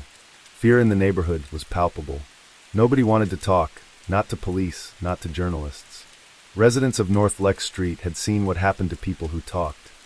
They disappeared, got found in alleyways, or ended up as headlines in next week's paper. Even long-time confidential informants were going dark, refusing to speak on what they called untouchable business. Behind closed doors at the precinct, tempers flared. Detectives argued theories. Was it retaliation? A power shift in the local drug trade? Or something deeper and more complex? Then, in early January 2001, a break came, but not the one the detectives were expecting. 2 men, Sharon Thomas and Angel Ortiz, were picked up by narcotics officers in an unrelated sting. During questioning, one of them, under pressure, mentioned being close to people who had knowledge of what went down on Lex Street. That was enough for investigators to lean in. Within days, 4 young men were arrested and charged with the murders. Sharon Thomas, Angel Ortiz, Pedro Serrano, and Felix Ortiz. Police declared victory at a press conference, calling it a swift and effective takedown of the perpetrators of the worst mass killing in city history. The media praised the detectives. The mayor stood on the steps of City Hall and applauded the Philadelphia Police Department for their work. The city sighed momentarily in relief. But not Balzano. Something didn't sit right. The confessions were thin, vague, and contradictory. Details didn't line up. Ballistics evidence didn't match the suspects' weapons. And most damning of all, none of the 4 had solid connections to the victims or any proven motive to carry out an execution-style hit of this magnitude. Still, the case moved forward. Prosecutors, under pressure from City Hall and a fearful public, were eager to close the book. They leaned on weak statements, coerced confessions, and circumstantial links to build their case. Meanwhile, Balzano and Fields kept investigating quietly, unofficially, and off the record. "If these guys didn't do it," Fields asked one night as they sat parked outside the crumbling remains of the Lex Street house, "then who did?" Balzano took a long drag of his cigarette, flicking the ash out the window. "I've been hearing whispers about a guy named Dawood Bey," he said. He and his brother Kareem were tight with some people who had beef with the victims. I've got a hunch it was personal. Surgical. Those boys we picked up. They're rough, but they're not that kind of precise. You want to go over the DA's head? Not yet. Let's see where the streets lead us. The streets were quiet, but not silent. It was in a smoky West Philly barbershop where Balzano finally heard the name again. From an old informant with half a lung and twice the sense of survival. Word is, Dawood and Kareem did that job with one other dude, the informant whispered. They planned it for weeks. Wasn't no drug beef. It was about respect. Balzano leaned in. Names? Dawood Bey, Kareem Bey, and the third one. Folks call him Lucky. I ain't saying more. That was enough. A quiet meeting with the Internal Affairs Division was scheduled. The arrests of the 4 men were starting to unravel. There was a mistake, possibly a colossal one. But unraveling it would take guts. Going public could make enemies, not just in the department, but in the prosecutor's office, too. Still, Balzano knew the truth mattered more than headlines. Justice wasn't about winning quickly. It was about getting it right, even if that meant tearing down what had already been built. By mid-January 2001, the narrative around the Lex Street massacre had solidified, at least in the public eye. 4 young Latino men sat behind bars, awaiting trial for one of the most heinous crimes in Philadelphia's modern history. Their faces had been splashed across the front page of the Philadelphia Daily News under bold headlines, Lex Street Killers Nabbed. But behind closed doors, in the grim corners of the 19th District's homicide unit, a different story was beginning to take shape. Detective Stan Balzano, a man who had seen hundreds of bodies and hundreds more lies, couldn't shake the feeling that they had the wrong men. Everything about the case felt off. The ballistics didn't match the suspects' weapons. Surveillance footage showed inconsistencies in their timelines. And perhaps most damning, not one credible witness placed them near the house that night. Balzano and Fields had gone rogue, investigating a case that had already been declared solved.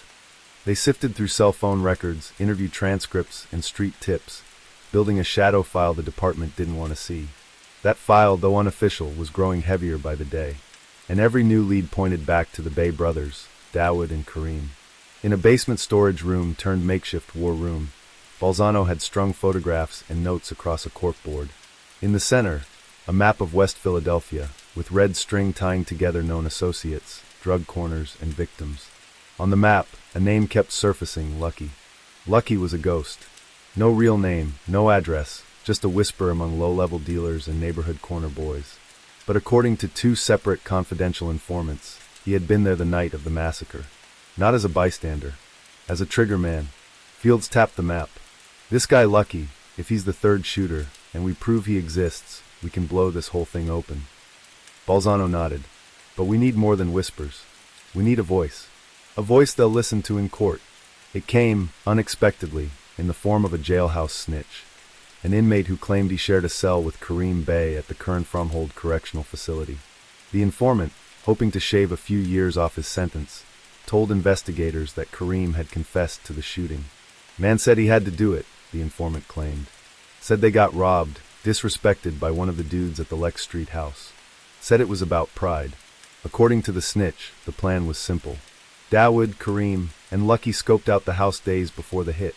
They knew who'd be there. They wore gloves, used clean guns, and took nothing. No robbery. Just death.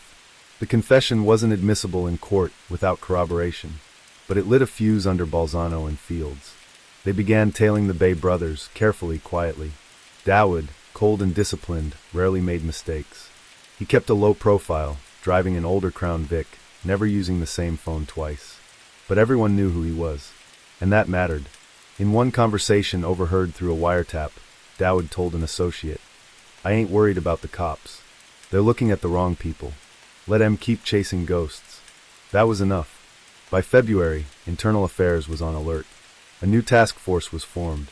Balzano handed over his shadow file, everything he and Fields had gathered, and within days, the case cracked wide open.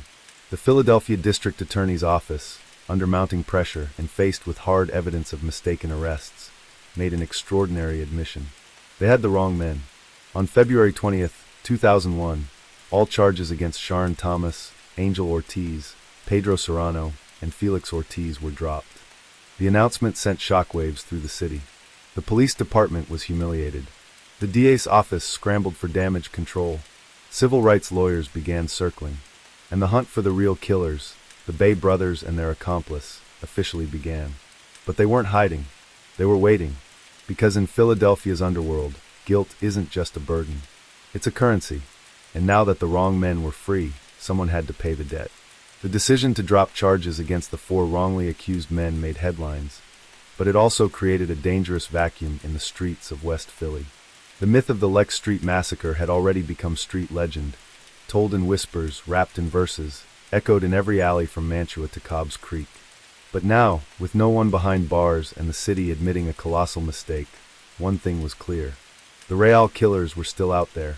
Detectives Balzano and Fields were no longer working in the shadows. Now they were the tip of the spear in a full-scale manhunt.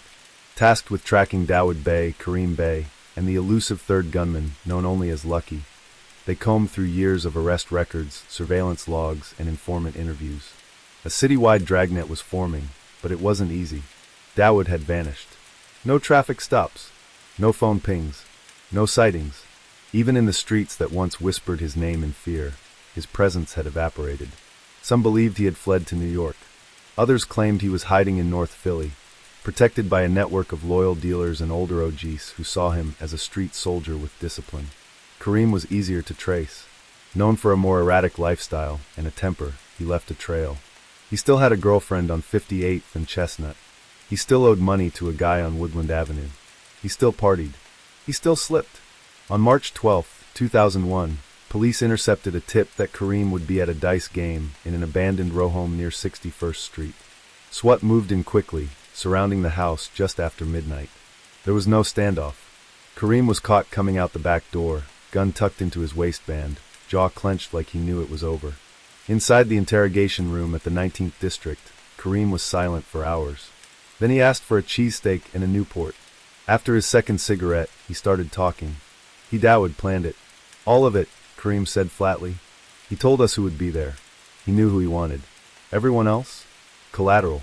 Who's Lucky? Balzano pressed. Kareem hesitated. Man's name is Preman Rogers. That's all I'm giving you.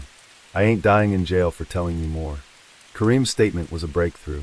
Not only did it confirm Dawood's leadership in the massacre, but it gave a real name to the mysterious Lucky. Preman Rogers had slipped under the radar until now, arrested a few times in the late 90s for weapons charges, but never convicted. Known in the streets as a quiet, twitchy kid with a fast trigger and no conscience. The manhunt for Dawood Bey and Preman Rogers was now in full swing. Balzano and Fields brought their case to the DA's office. They presented the confession, the ballistics analysis, the informant statements, and timeline evidence. Arrest warrants were issued for both men on 7 counts of murder, 3 counts of attempted murder, conspiracy, and weapons violations. But Dawood Bey wasn't going down easy. For weeks, he evaded capture, moving like a ghost through safe houses and vacant homes in the city's darker corners. Balzano believed he had help, possibly from corrupt cops, but more likely from people he'd protected in the past.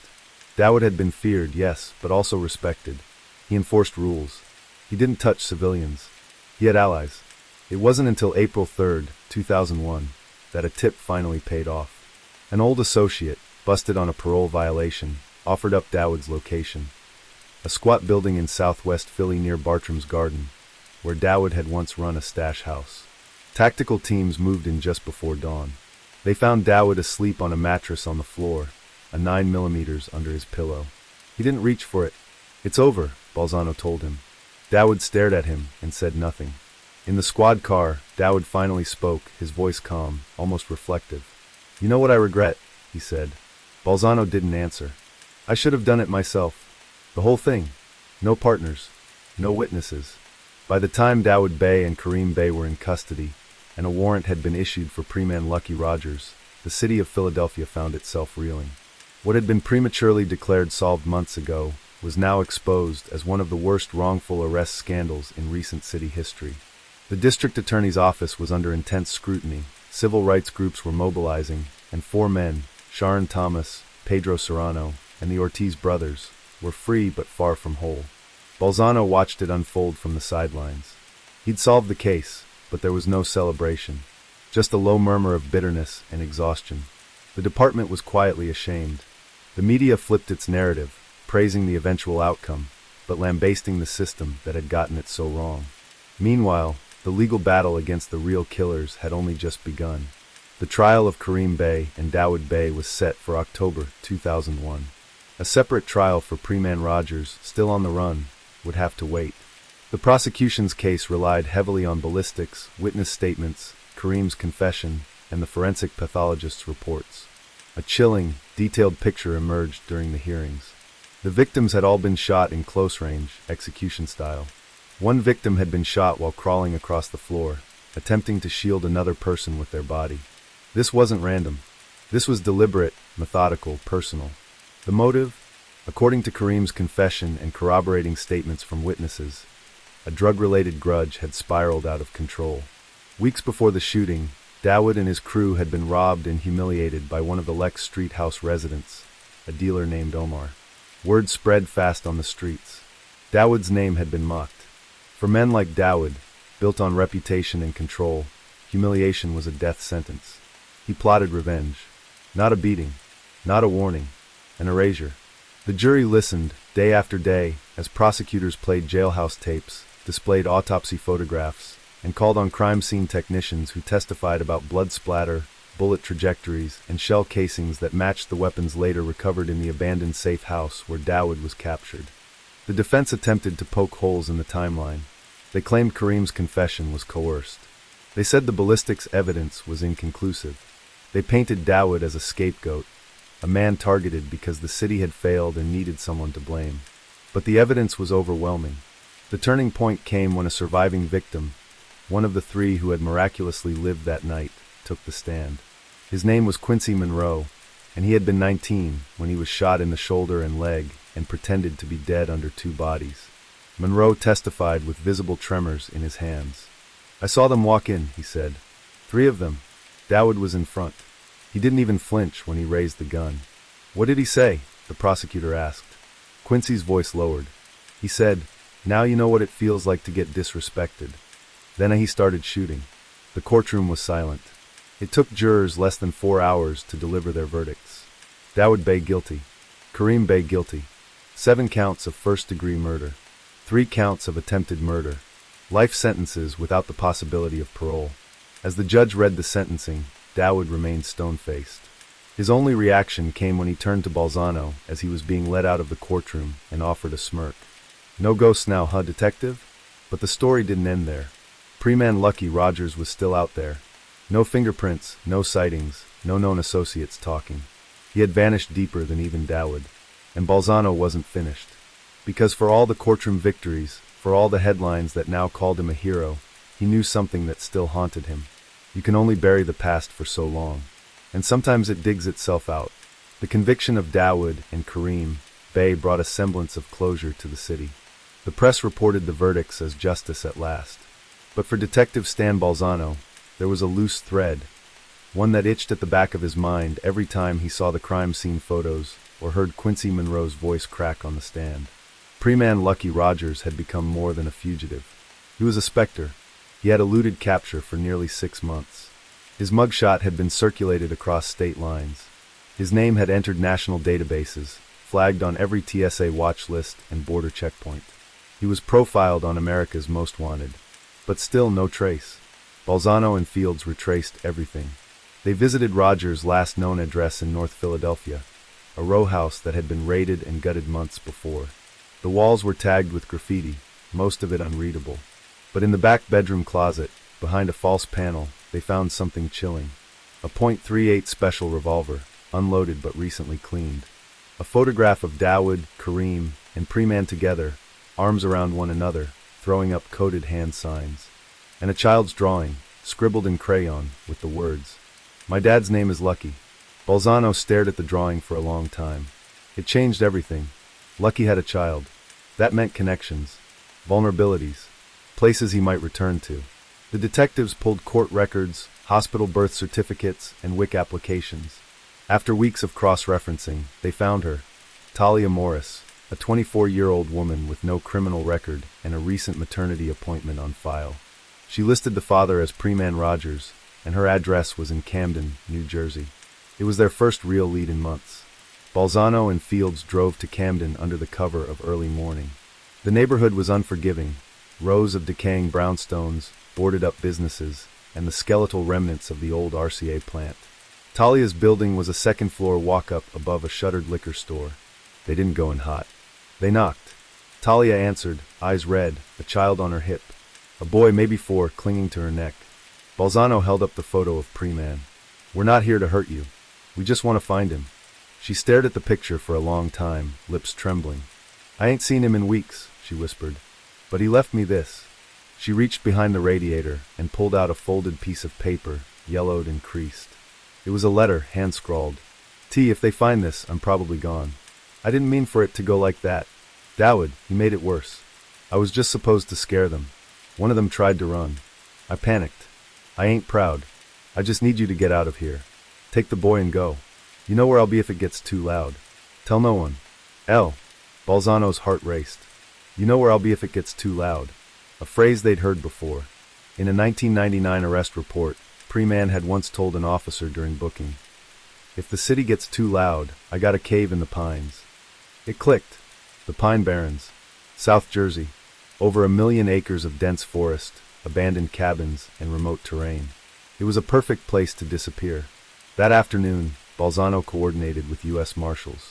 The task force fanned out across the outer edges of Wharton State Forest. They searched hunting lodges, old cranberry shacks, and hidden trailers. After 3 days, they found what they were looking for. A rusted-out RV buried deep in the brush, camouflaged under a tarp and fallen branches. Inside, a propane stove, a stack of food cans, and a loaded Glock. No Pre-Man, but he'd been there recently. His fingerprints were on the door handle and the weapon. A trail of cigarette butts led into the woods. They called in K-9 units. Hours passed, and then movement. A rustle, a shout. Shots rang out. A marshal went down, hit in the leg. The rest of the team returned fire. By sunset, the forest was cordoned off. A drone overhead spotted a heat signature near a creek bed 2 miles south of the RV. The team moved in, rifles raised. Pre-Man Lucky Rogers was found curled under a rotted log, bleeding from a gunshot to the hip. He was barely conscious. As he was lifted onto the stretcher, he muttered one thing. He said no one would get hurt. Pre-Man Lucky Rogers survived the gunshot wound.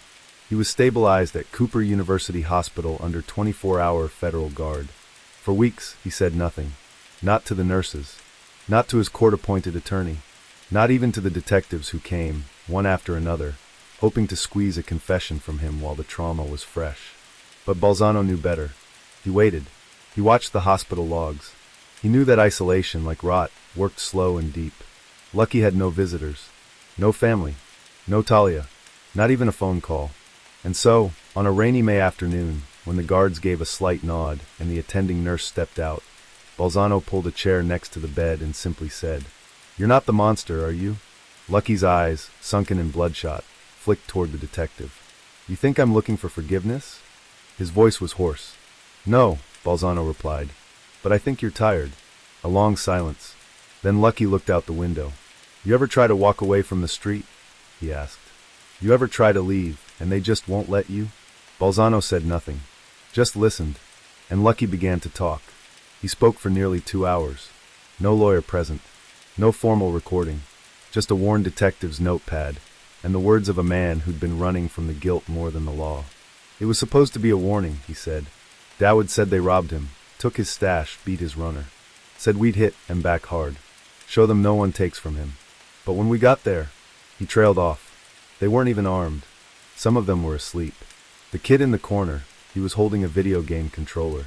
I saw that just before I pulled the trigger." Balzano pressed. "Why pull the trigger at all?" Lucky's answer came in a whisper. Fear. Dawid was the kind of man you didn't cross twice. He said, "We do this together. We all get paid. No one talks." He said anyone who hesitates would get put down too. And I believed him. "Who fired first?" "Dawid," Lucky said. "Always Dawid. He was the one who put one in Omar's head. After that, it was just noise." Lucky said Kareem froze. He didn't fire until the 3rd or 4th shot. He panicked. Almost ran out the door. But Dawid stared him down and said, "You run, you die next." So he stayed. According to Lucky, the last victim, a girl no older than 16, had pleaded for her life. She was shaking. crying. I saw her mouth the words, "Please don't." He wiped his face, as if the memory still burned behind his eyes. I shot her anyway.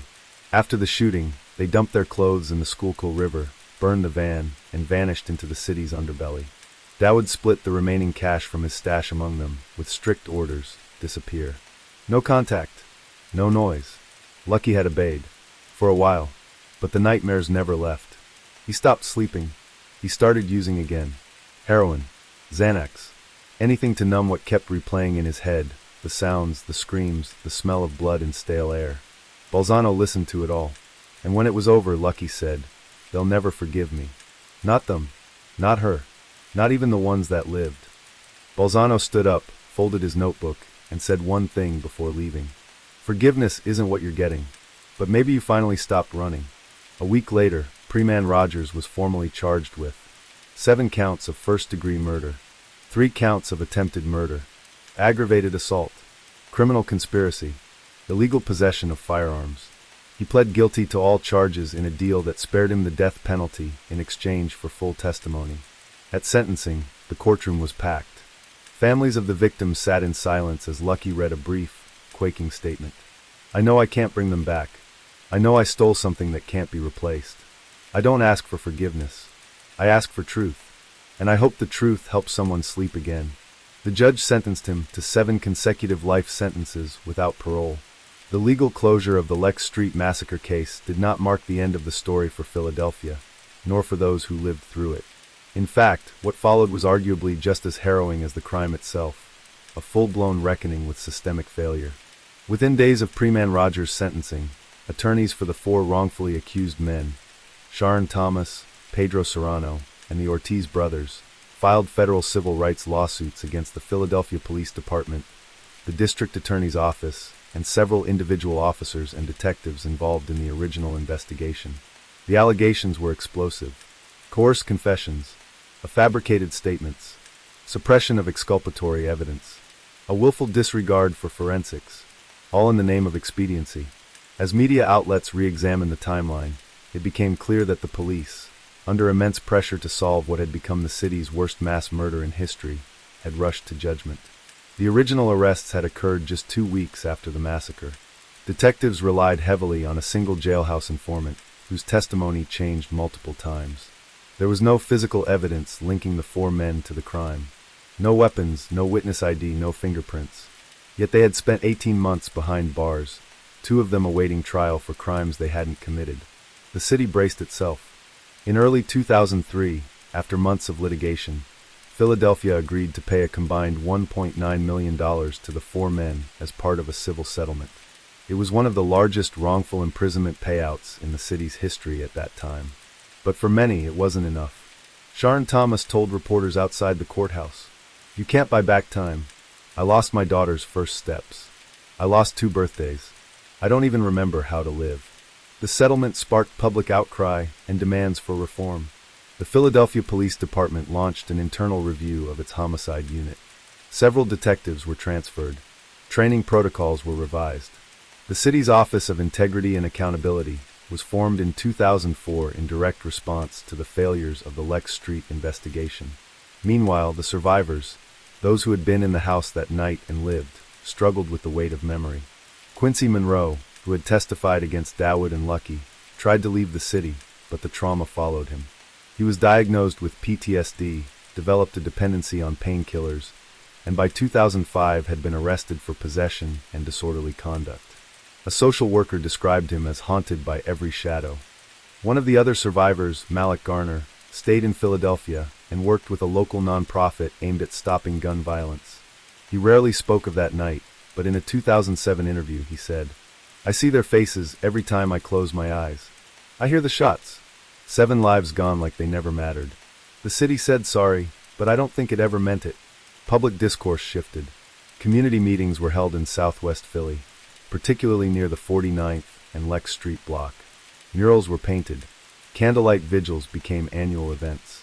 One mural, painted on the side of a community center, depicted the names of the 7 victims in bright colors with doves circling above.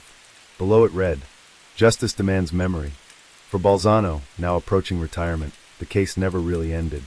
He declined every interview request. He turned down awards. When asked, he said, "We caught the right men, but only after we almost buried the wrong ones." That's not justice. That's luck. And luck isn't something a city should count on. The case entered textbooks on criminal justice as a cautionary tale, not just about the horror of violence, but the deeper danger of haste, tunnel vision, and a broken system. By 2010, 10 years after the massacre, the neighborhood was still recovering. And for many, recovery would remain a lifelong effort. Lex Street, 10 years later, looked different on the surface. The row house where the massacre occurred, 816 Lex Street, was demolished in 2003.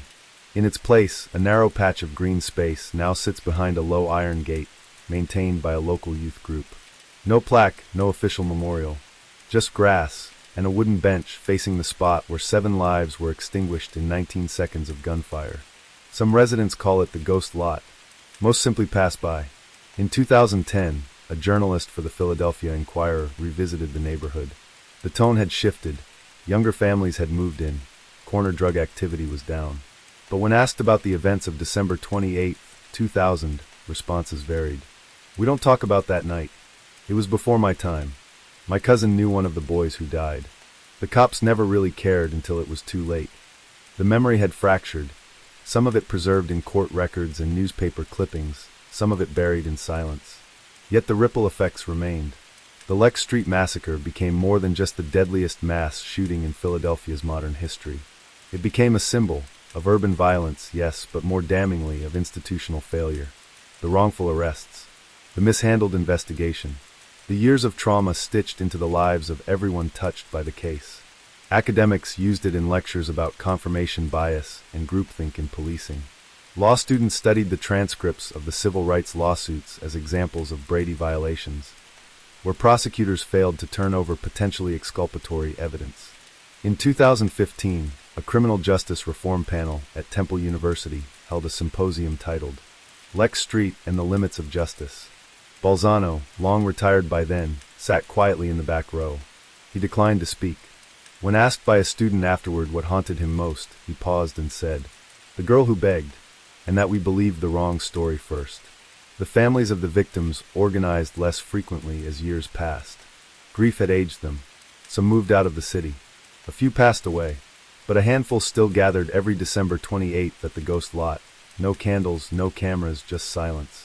One mother once left a note on the bench. It read, "To the city, we were not invisible. They had names. They had dreams. You remembered them too late." Dawood Bey, the man who ordered the shooting, remained in a maximum security facility in western Pennsylvania, serving life without parole. He had filed no appeals, spoken to no reporters. Pre-man Lucky Rogers spent his days in SCI Phoenix, teaching GED classes to younger inmates. His name never made headlines again. And the city moved on, in the way cities do, lurching forward, occasionally remembering, often forgetting. But to those who know the story, the true weight of Lex Street isn't in the statistics or the court cases. It's in what it reveals. That justice delayed is not always justice delivered. That fear and loyalty can kill just as surely as hate. That truth can be buried, and sometimes only grief digs it out. Lex Street never became a rallying cry. It never became a movement. It became a lesson. And in Philadelphia, where the past lingers in every alley and row house shadow, that may be the most honest ending it could have had. Thank you for joining me here at Mr. D Stories. These stories remind us of life's mysteries and the importance of staying aware, even as we seek comfort in the quiet of the night. If you've enjoyed tonight's tale, don't forget to like, share, and subscribe. Let the rain carry you to a peaceful sleep, and until we meet again, stay safe, stay curious, and let the night watch over you.